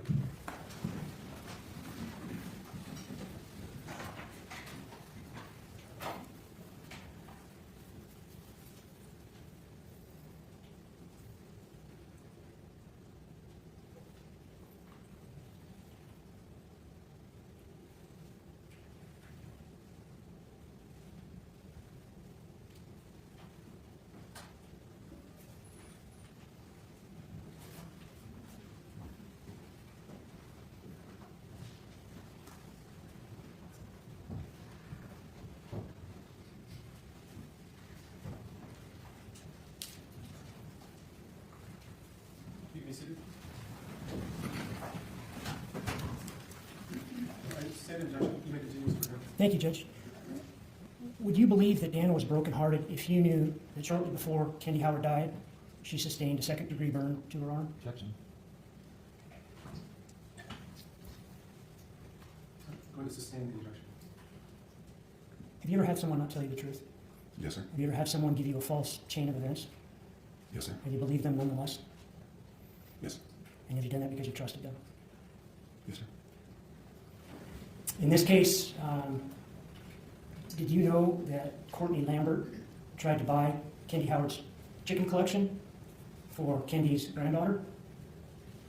I knew there was some debate about it, where it would get sold, but I don't know the specifics. Who tried to buy what? What was the debate as you understand it? I just suggested he sell them as quickly as possible because there's so many of them, and he said he was trying. Did you suggest he sell them to Kendy's next of kin? No, sir. Why not? I didn't suggest either way on that, sir. It was just a matter of cleaning the space so it wasn't constantly reminded of his wife's passing the collections that she lined the walls with. It sounds like you're the kind of friend that would stick behind Dan Howard no matter what. Is that accurate? If he told me he did it, I would not stick behind him. I would suggest he do the right thing and turn himself in. If he told you he didn't do it, you'd stick by him, wouldn't you? I believe it to be true. That's correct, sir. Because he said so, right? 40 years of living and being together says so, sir. I get that. But you're believing him because he said so, right? That's a kind of a question of vacuum, sir.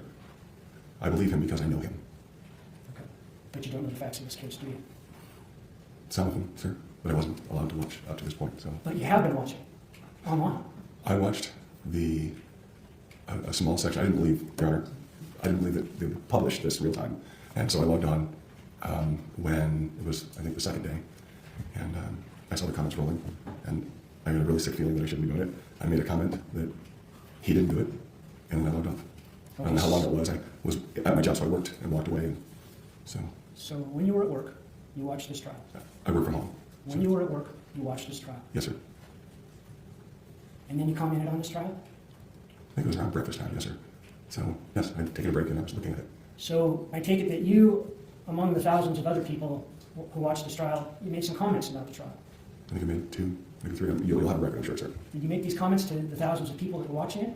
There's a chat box I just typed in. Is that a yes? I don't know how many people were watching. Does it have like a 10 tally on it? I didn't look. You just looked at the testimony of the witnesses that were testifying? No, may I describe the witnesses that were testifying? No, I don't think so. Judge, this witness has watched the trial in direct contravention of the order of the court. I move to strike his entire testimony at this point. I didn't receive a instruction. Let me, Commissioner Bordier. Yes. You said you logged on. Where did you log on? YouTube, sir. Did you know that what you logged on to was a live stream? I thought it was recording from the day before, but then I saw the comments. I guess I became aware of it. Somewhere around that, after that first day, did you get a call from either Dan or myself regarding whether or not you should watch the video? Yes, sir, from you. Meeting. He already answered it. And did you actually observe testimony in this case? No, sir. Maybe we approach one.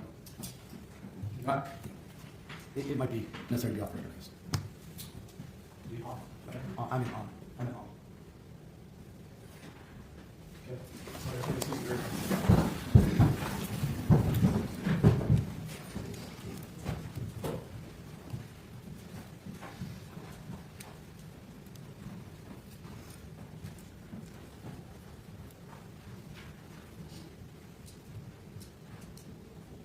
Can you see it?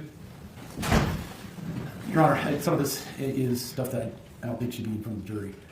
Well, did you not understand what an order of exclusion of witnesses? Yes, absolutely, Your Honor, and no one knew that it was going to be live streamed. We had media, no one knew it was going to be live streamed. We knew that it was going to be recording, and So it would be okay for a witness to No. watch the recording from the day before? did not. No, he did. That's what he just said he was trying to do.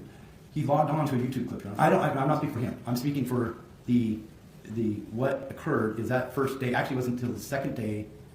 I think the end of the first day we realized it was live streamed. Did you tell your witnesses they were excluded? Yes, as soon as we found out it was live streamed, absolutely we did. As soon as we found it was live streamed, we instructed all our witnesses, do not. I had a phone call. When my phone call with Mr. Ricola, my understanding is that he had logged on to something, but he hadn't watched any testimony, but he had made a comment. My understanding, he hasn't watched any testimony.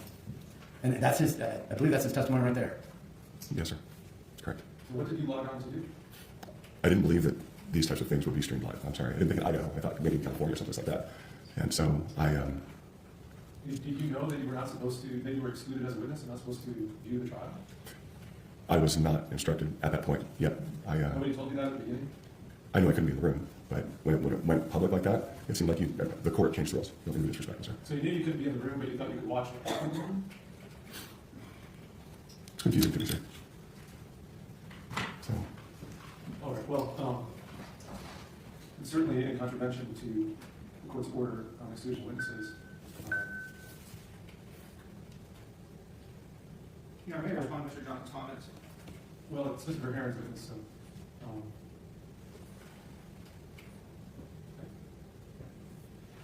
I don't know that it's not necessarily going to strike his testimony. I think he's been thoroughly, I think this has been thoroughly shown to the jury, the inappropriateness of the behavior. If the state has any further cross, I'll allow it. And then the witness is done. I'm not going to allow you there. Well, You may.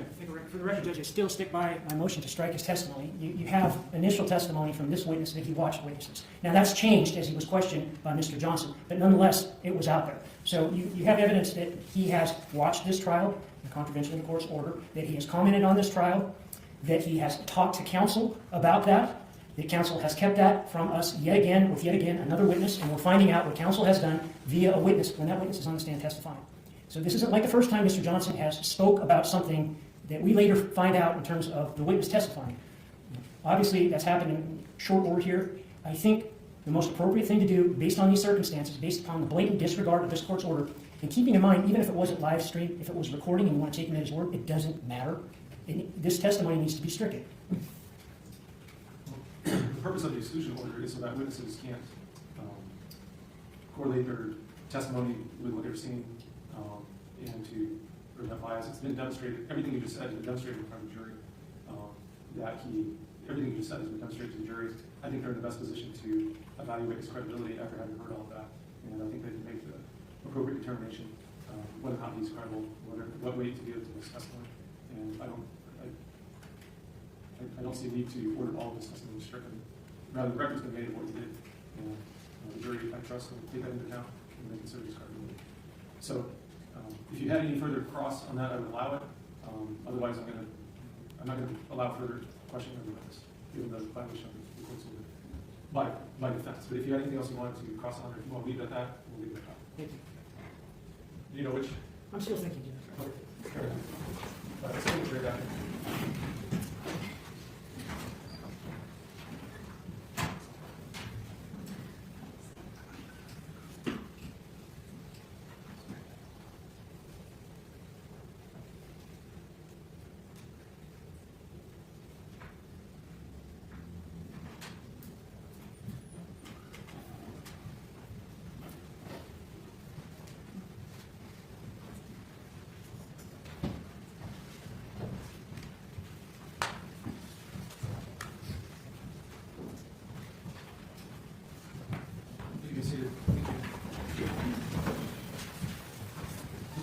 Thank you, Judge. Sir, I know you mean well. And I know that your friendship with Dan Howard is very important to you. But now, we've listened to you say that you'll believe him over the evidence that's not what I said. presented in this case, right?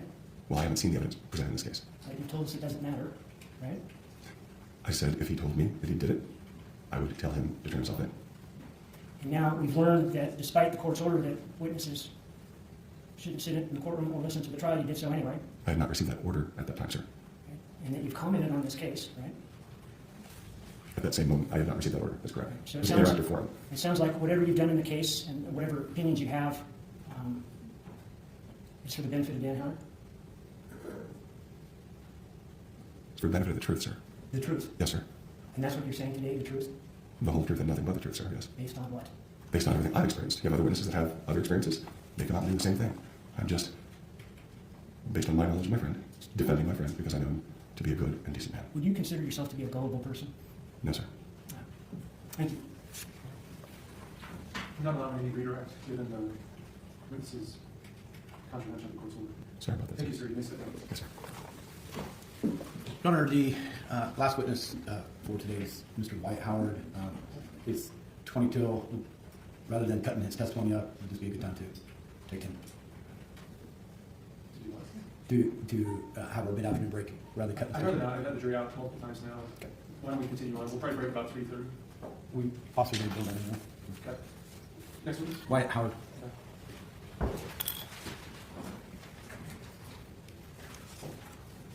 Nobody present, Your Honor.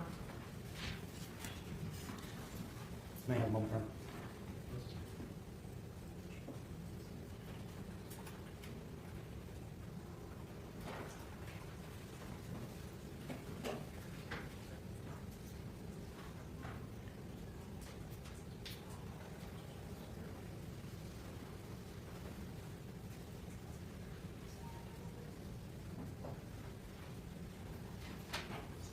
Here we go.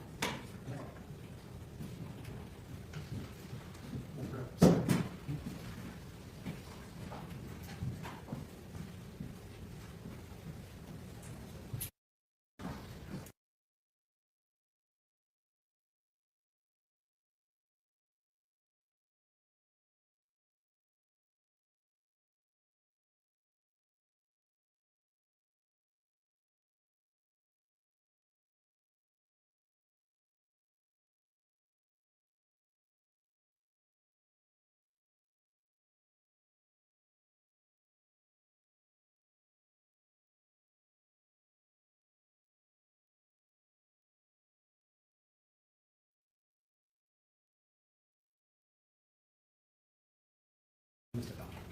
Judge, what time would you like us back? You want to take 10 minutes? Certainly. You say 10 minutes.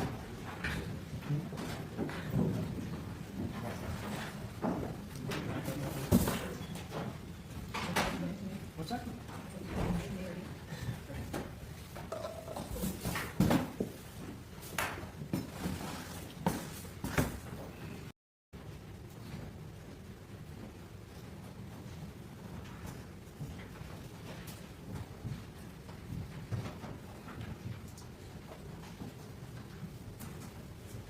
You can see it. Thank you. Your next witness is Justin? Wyatt Howard. All right.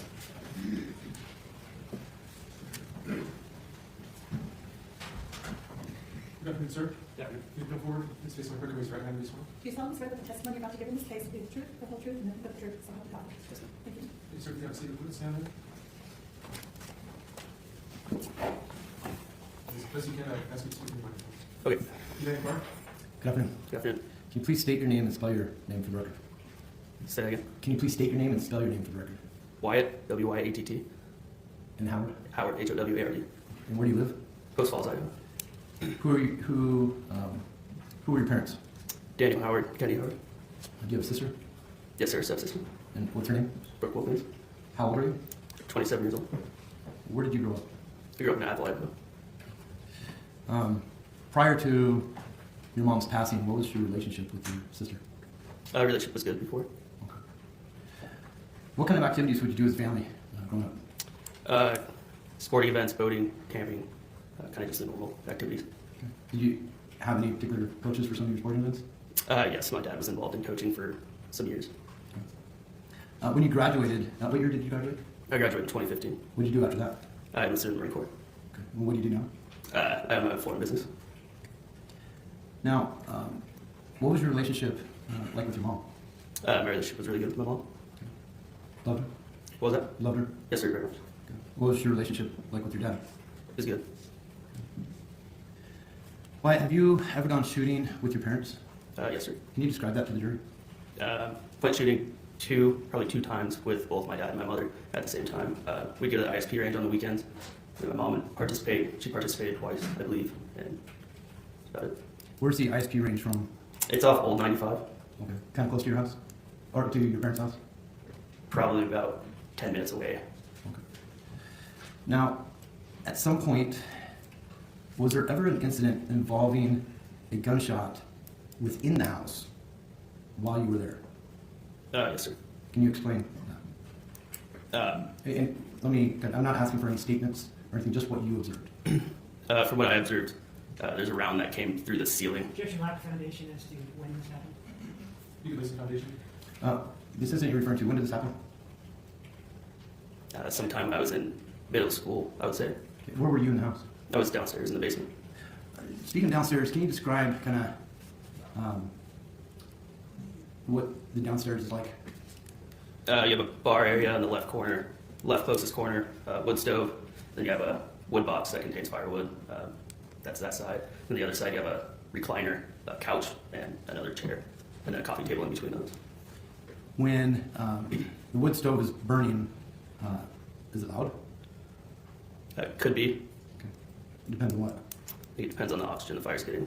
Okay. Could be making like a whooshing sound. Good.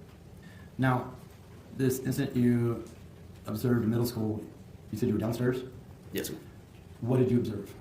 I observed I was sitting in the recliner. I observed a round that came through the ceiling, and it ricocheted and went somewhere, and that was about it. Without saying anything that was said, did either of your parents address the round that was shot? I believe my dad. Objection here, sitting. Music address. I'll just rephrase the question. All right, I'll sustain the question. Without saying what they said, did anyone talk to you about that? I believe my father did. Okay. Now, growing up, did you guys go on trips? Yes, sir. Okay. As an adult, would you go on trips with your parents? Yes, sir. A little different kind of trips, but yeah. Okay. In 2020, did you go to Dorshak? Yes, sir. And who was there? I believe my mom, dad, Michelle Lampert, Dean Lampert, my girlfriend Tiffany, my friend Caleb Peck. That's all I can remember at this time. There's probably a couple more though. Okay. When did you get down there? What was that? Do you remember when you got down there? I do not. Okay. When you were there, did you notice any marks or bruises on your mom? I did not. How did you find out about your mom's passing? From my father. Was that through a phone call? Yes, sir. What did you do? I got dressed and then headed to Athol to the residence. Was there a viewing in this matter for your mom? Was there a viewing for your Inside mom? the house? No, I'm sorry. After your mom passed, was there a viewing in Kootenai? Yes, sir. Did you have contact with your mom's side of the family at that time? Yes, sir. Okay. Do you remember who all attended the viewing? I believe it was my sister, grandparents, uncle, and then there was two other people. I think one of them was Sherry, I can't remember her last name, and Kendy, my sister's daughter. Okay. And then my father afterward, after they left. Okay, we'll come back to that. Did you have any concern that there might be conflict if your dad showed up at the same time as other people? Objection, relevance. Then they go, Let me answer. Yeah, ask question again. Did you have any concern that there might be conflict if your father showed up at the same time as the rest of the family? Yes, sir. Do you know where your dad was while during the viewing, where the rest of the family was viewing? He was across the road at Capone's. After the family left, what happened? Can you tell the jury what happened after that? My father walked over, and then we went into the viewing together with myself, my girlfriend, and him. Did you stay with him the whole time? Yes, sir. I believe so. Did you attend the memorial down in Camia? Yes, sir. And at that point, did you still have contact with your mom's side of the family? Yes, sir. I believe so. Did you have any concern on whether there would be conflict if your father had shown up to that? Yes, sir. I do. Did you express that to your father? Objection here, sitting. Did you express that to your father? Yes, sir. I did. Were you coordinating the viewing service? What do you mean? Like, were you helping facilitate, put it together? I can't remember if I helped or not. Okay. Now, was there a time after your mom's passing where your dad had a yard sale? Yes, sir. Can you describe that? It was his belongings, some of my mother's belongings. It was just a typical yard sale you'd see. Were you present? Yes. Who all was present? I believe it was myself, my father, Carrie Murray, my girlfriend's mother, and then whoever was visiting to buy stuff. At that time, did your sister show up? Sometime during the event, yes, she did. Was there any sort of confrontation between you and your sister? Yes, sir, there was. Before your mom's passing, can you describe to the jury what your dad's normal demeanor was? Hardworking, kind of like a normal guy, I would describe him as, I guess. Had you ever seen him cry prior to your mom's passing? Not that I remember. What about after? Yes, after he did. Did you see the ashes of your mother? Yes. Can you describe did you personally receive them? Like the whole, yes, I believe I did. The 100% of the ashes? Yes, I believe I did. And where did you receive them? I think I either picked them up from where the viewing was held or my father gave them, one of the two. Okay. Did you give any ashes to your sister? Yes, sir. Did you keep some for yourself? Yes, sir. And did you give some to your dad? Yes, sir. Can you tell the jury what happened to the ashes? Well, let me rephrase. Do you know what happened to the ashes that you gave to your dad? I believe he spread them out on the property, like more in the pasture area where all the animals and stuff that we raised lived.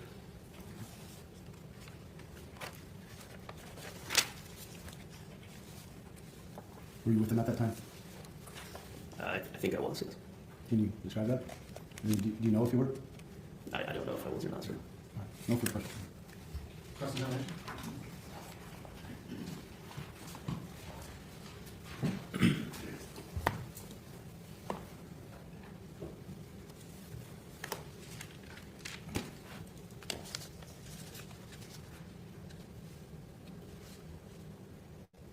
Okay, let me ask you a question about the trip that you took with your parents to Dvorak in 2020, okay?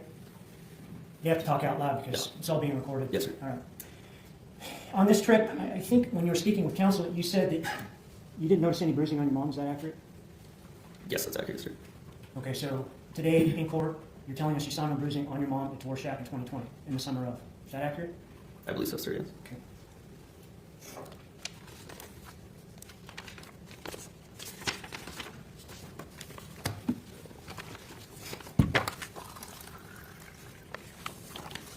Counsel, I'm going to refer to Detective Lawton and Detective Wheeler's report, page 22. Do you need a copy of that?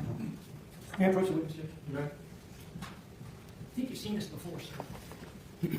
Take a look Yes, at sir. that and get yourself acquainted with it. You've been asked questions about this particular interview before, haven't you? Yes, sir, in the grand jury. And you did so under oath like today, right? Yes, sir. Okay. Can you turn to page 22, please?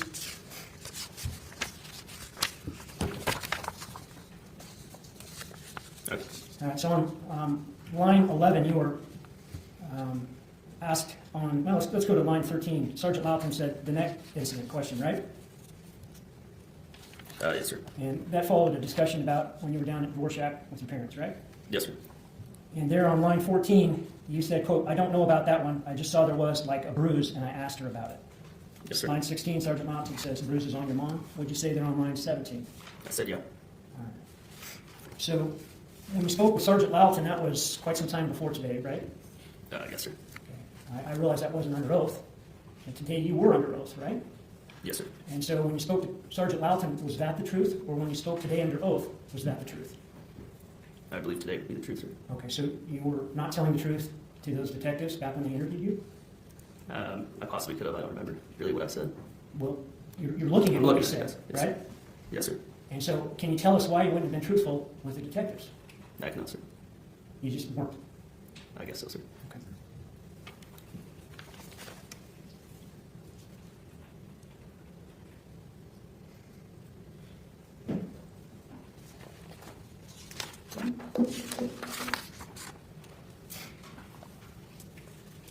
On direct examination, you talked with counsel about going shooting with your parents before, right? Yes, sir. And you talked about, you said you went twice before, right? Yes, sir. I believe it was twice. Okay. Can you take a look on page 29 for us?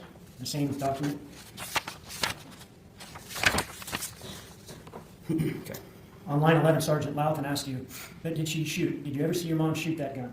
What was your response on line 13? I said I think we went out and shot. I do think we went once. I know her and my dad went out, and they shot it too. Okay. So again, same kind of questions. Were you being truthful then, or today when you testified under oath? It could have been once or twice, I guess. Okay. You're not sure? I know she went out with us. It could have been once maybe, but I thought it was twice. Okay. All right.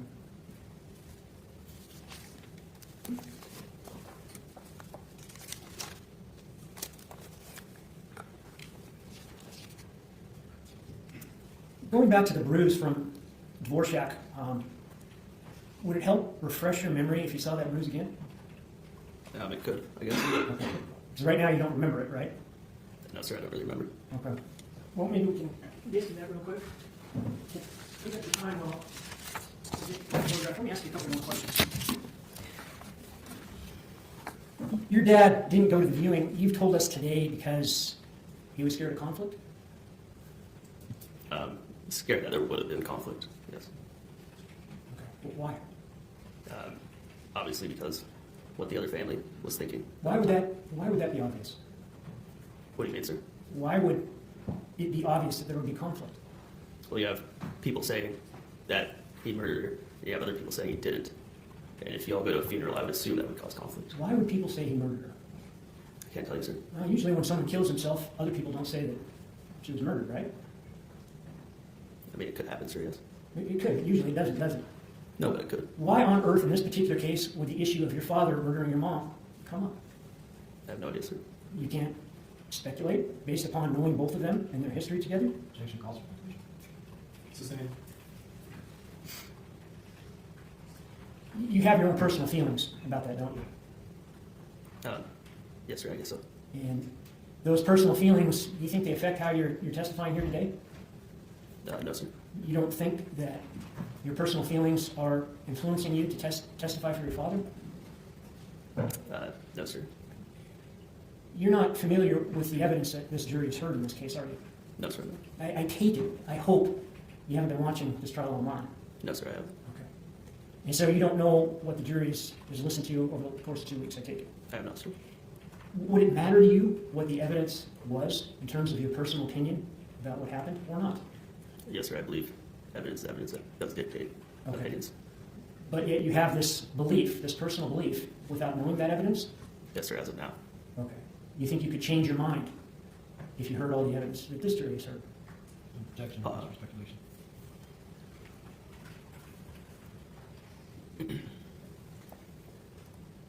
All of that question is just going to his ability to be objective and reasonable.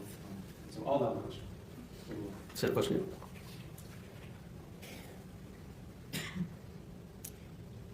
Would your mind be open to coming to a different conclusion if you heard the evidence that this jury has heard over the course of a couple of weeks? Yes, possibly, sir. That's up to experts, not me. Well, actually, it's up to the people that are listening to the experts. They make that decision. This jury makes that decision, not the experts. Objection, no question asked. Sustained. Would you be open to reassessing your beliefs after hearing all the evidence in this case? Yes, sir, I believe so. Okay.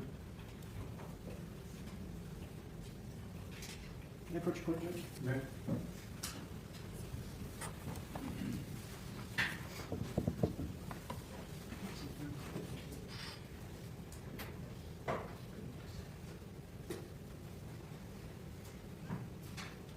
Your Honor, I'm going to have same objections. The prior witness. I don't even know what we're at yet, so. Hold on.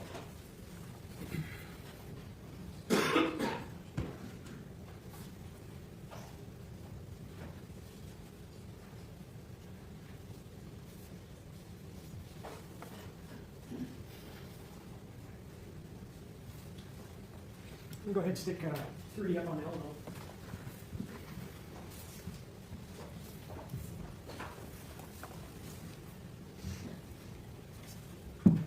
That look like your mom at Dvorak on July 16th, 2020 in the afternoon hours? Yes, sir, the date would prove that true. Help refresh your memory about the bruise on your chest? You want this about looking at this?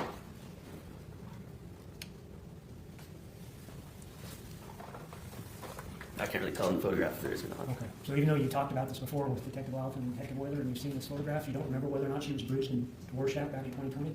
I don't recall if she was or not. Okay.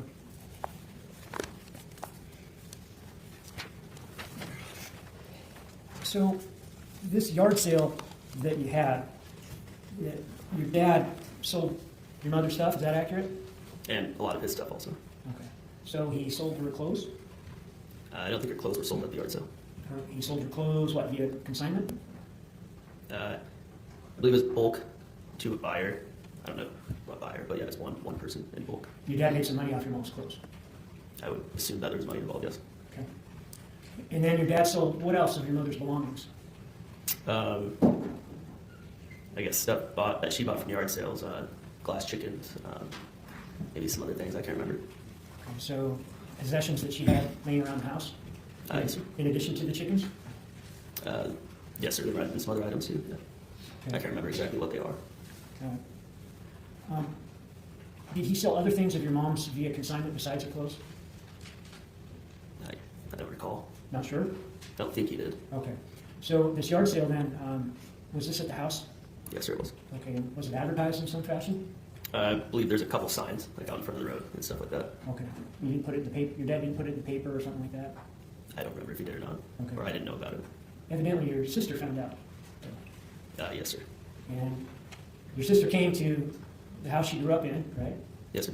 And found her mom's stuff being sold by her dad? Yes, sir. And did that include the glass chicken collection or not? That was being sold? Right. Yes, there were glass chickens being sold. Okay. Didn't that get sold to somebody else? Yes, sir. Okay, so that wouldn't have been part of the yard sale. Well, they were displayed at the yard sale. But someone didn't buy them at the yard sale? Yes, somebody did. Okay. Her collection was bought at the yard sale? Yes, sir. Her collection was not bought by some other buyer? I believe it was bought. The person that bought them at the yard sale was actually a part of the family. But yes, they were bought by somebody. Okay. Didn't Courtney Lambert attempt to buy that collection? Actually, possibly recently, outside school.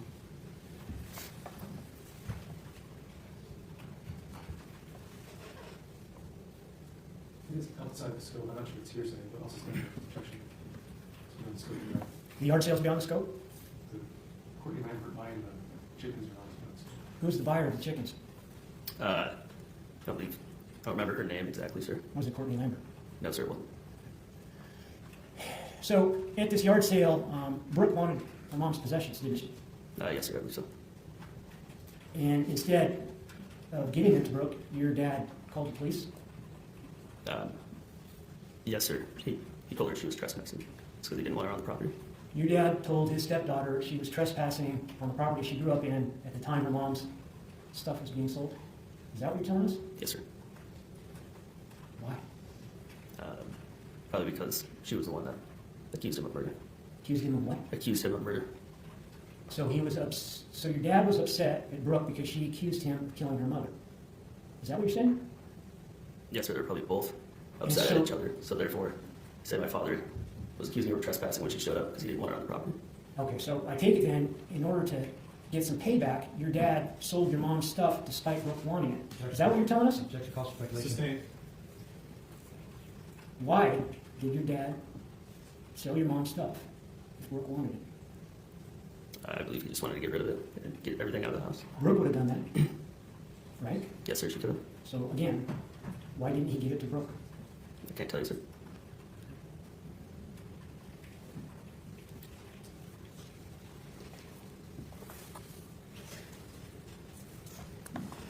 Let me show you a couple of documents.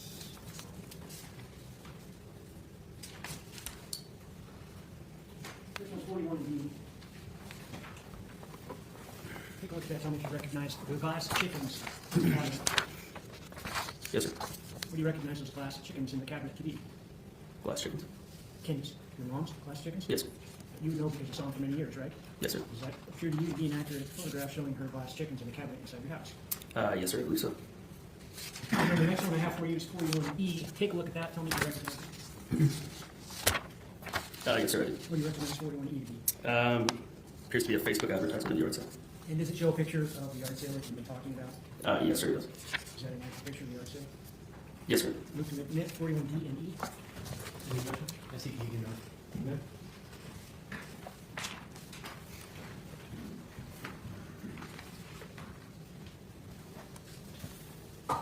Your Honor, we would object to the admission of the exhibits as they contain hearsay from other individuals not on the stand, not before.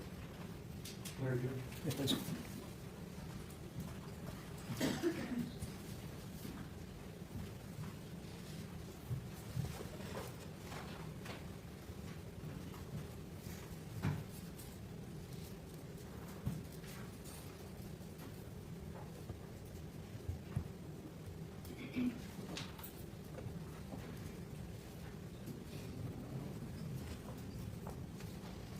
Your response, Mr. Mayor? Objection certainly is not to the truth. Well, the objection being hearsay, overall the objection is, these aren't statements that are offered for the truth of the matter, certainly. So I'll overrule the objection. Your Honor, is it possible to redact the wording in there? Well, if the wording were hearsay, then I would agree, but these aren't, I'm not saying it's offered for the truth of the matter, sir, but rather it's like contract words or words of negotiation. So I don't know if it's offered for the truth of the matter, sir. So I'll overrule the hearsay objection. To publish 41D. Okay.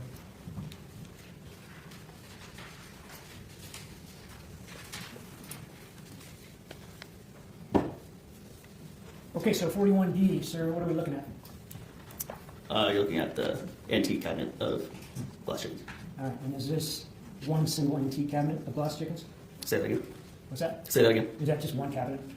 Yes, sir. All right, and that would be the collection that Kendy had amassed over a number of years of glass chickens.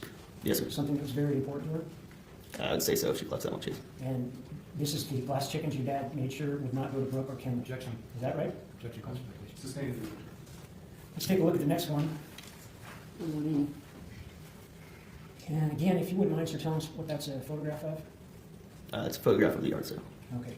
And the objects that are out there, would that include your mom's clothing and possessions? I believe it'd be possessions. I don't know if there's clothing or not out there. That had all been sold previously? I think it was afterward. So just her kind of like knickknacks and things like that? I believe so, yes. And those were all sold to someone other than family that day? I believe so, yes. Now, when Brooke tried to stop that, did you get violent with her? Yes, she got in my face. I believe we were both emotional at the time, and yes. What did you do? I don't think it got violent, I would say. What did you do to her? I pushed her back full hand.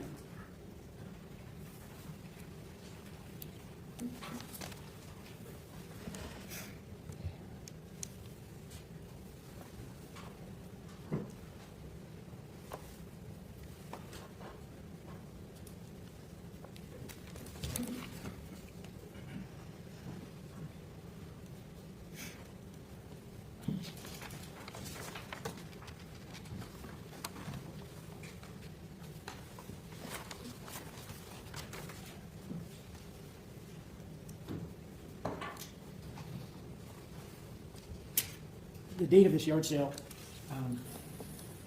same date as your mom's birthday? I believe it was.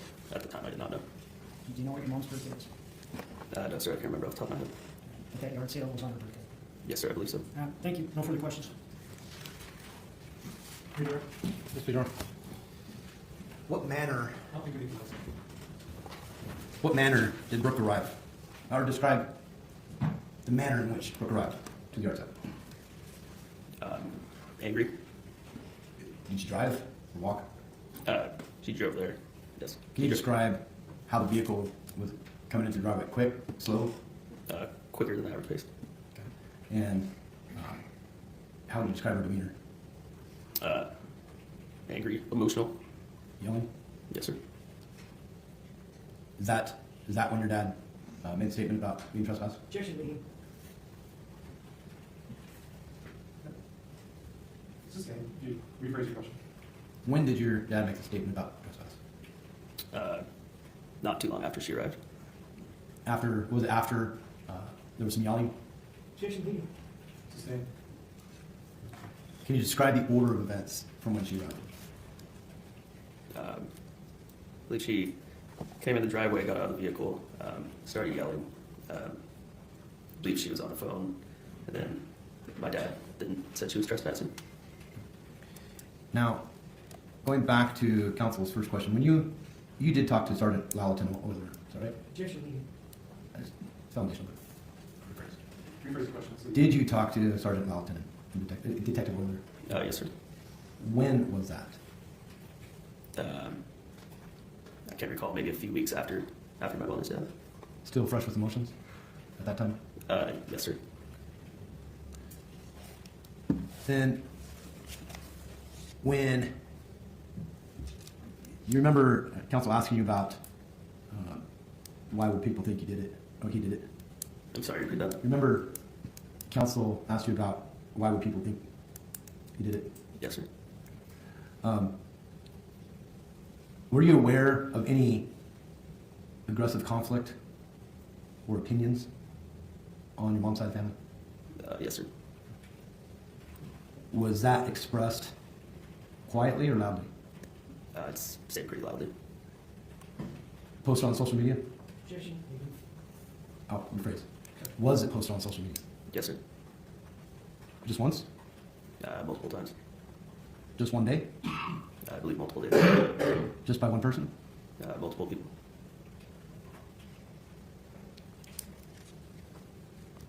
At that time, well, you testified earlier. Remember, counsel asked you if you examined evidence and believed your dad did it, would you believe evidence? You remember something along those lines? Yes, sir. Okay. At that time, had there been any evidence presented to you? Not really, no. Had you testified at a hearing in this matter at that time? Yes, sir. You testified at the grand jury? Yes, sir. The counsel showed you some documents there? Yes, sir. And when was that? The grand jury? Yes. Beginning of last year sometime, I think. And so in 2023? Yes, sir. Okay. Prior to that, had you been presented any evidence? No, sir, I don't believe so. Yeah, you kept an open mind? Yes, sir. Did you keep an open mind? Yes, sir. In your interactions with your mom's side of the family, did you perceive that they were being objective? Objection, relevance and causes of contention. What was, did you interact, we talked about, counsel asked you about beliefs. Did you believe that there was conflict from your mom's side of the family? Towards my father? Yes. Yes, sir. Did you believe, based upon your interactions with them, that they had their mind made up? Objection, causes of speculation. Sustained. You remain objective today? Objection, legal. Do you, rephrase. Did counsel ask you about the selling of chickens? Did you take that as a derogatory toward your mom? Objection, relevance to this witness's opinion. Counsel, you objected when the state tried to ask that. I sustained the objection. So it's the same. I sustained the objection here as well. During the interactions at the art sale, did you have opportunity to observe your dad? To what? Observe your dad? Yes, sir. You interacted with him before? Yes, sir. After? Yes, sir. You loved your mom? Objection, legal. Did you love your mom? Yes, sir. Did his demeanor to you express, what kind of feelings to your mom did his demeanor express to you? Objection, calls for speculation, relevance to this witness's opinion.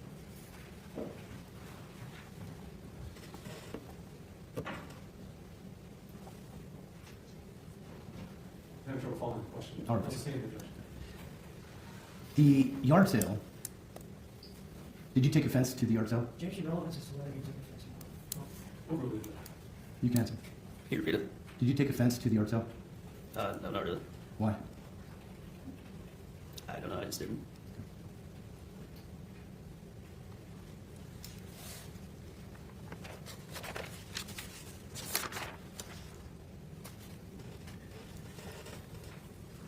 Did, at the yard sale, did your dad get physical with anyone? No, sir, he didn't. Did you step in between, or like, did you play peacemaker? I wouldn't say peacemaker. You and your sister were in a disagreement? Yes, sir. Stand as the lead investor, not lead the witness. Did you, were you and your sister in a disagreement? Yes, sir. I don't know. Thank you, sir.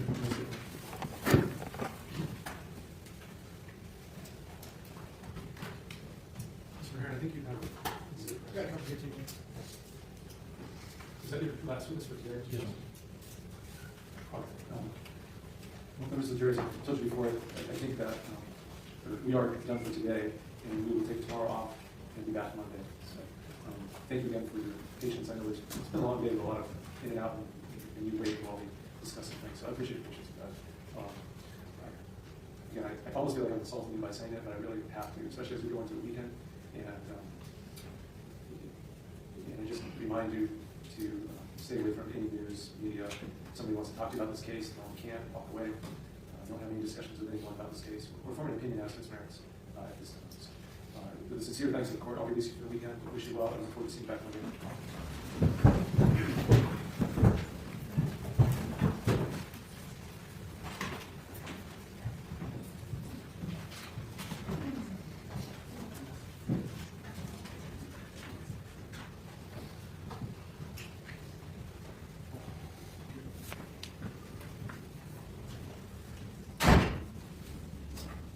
Okay, we'll be in recess. We'll plan to start back up.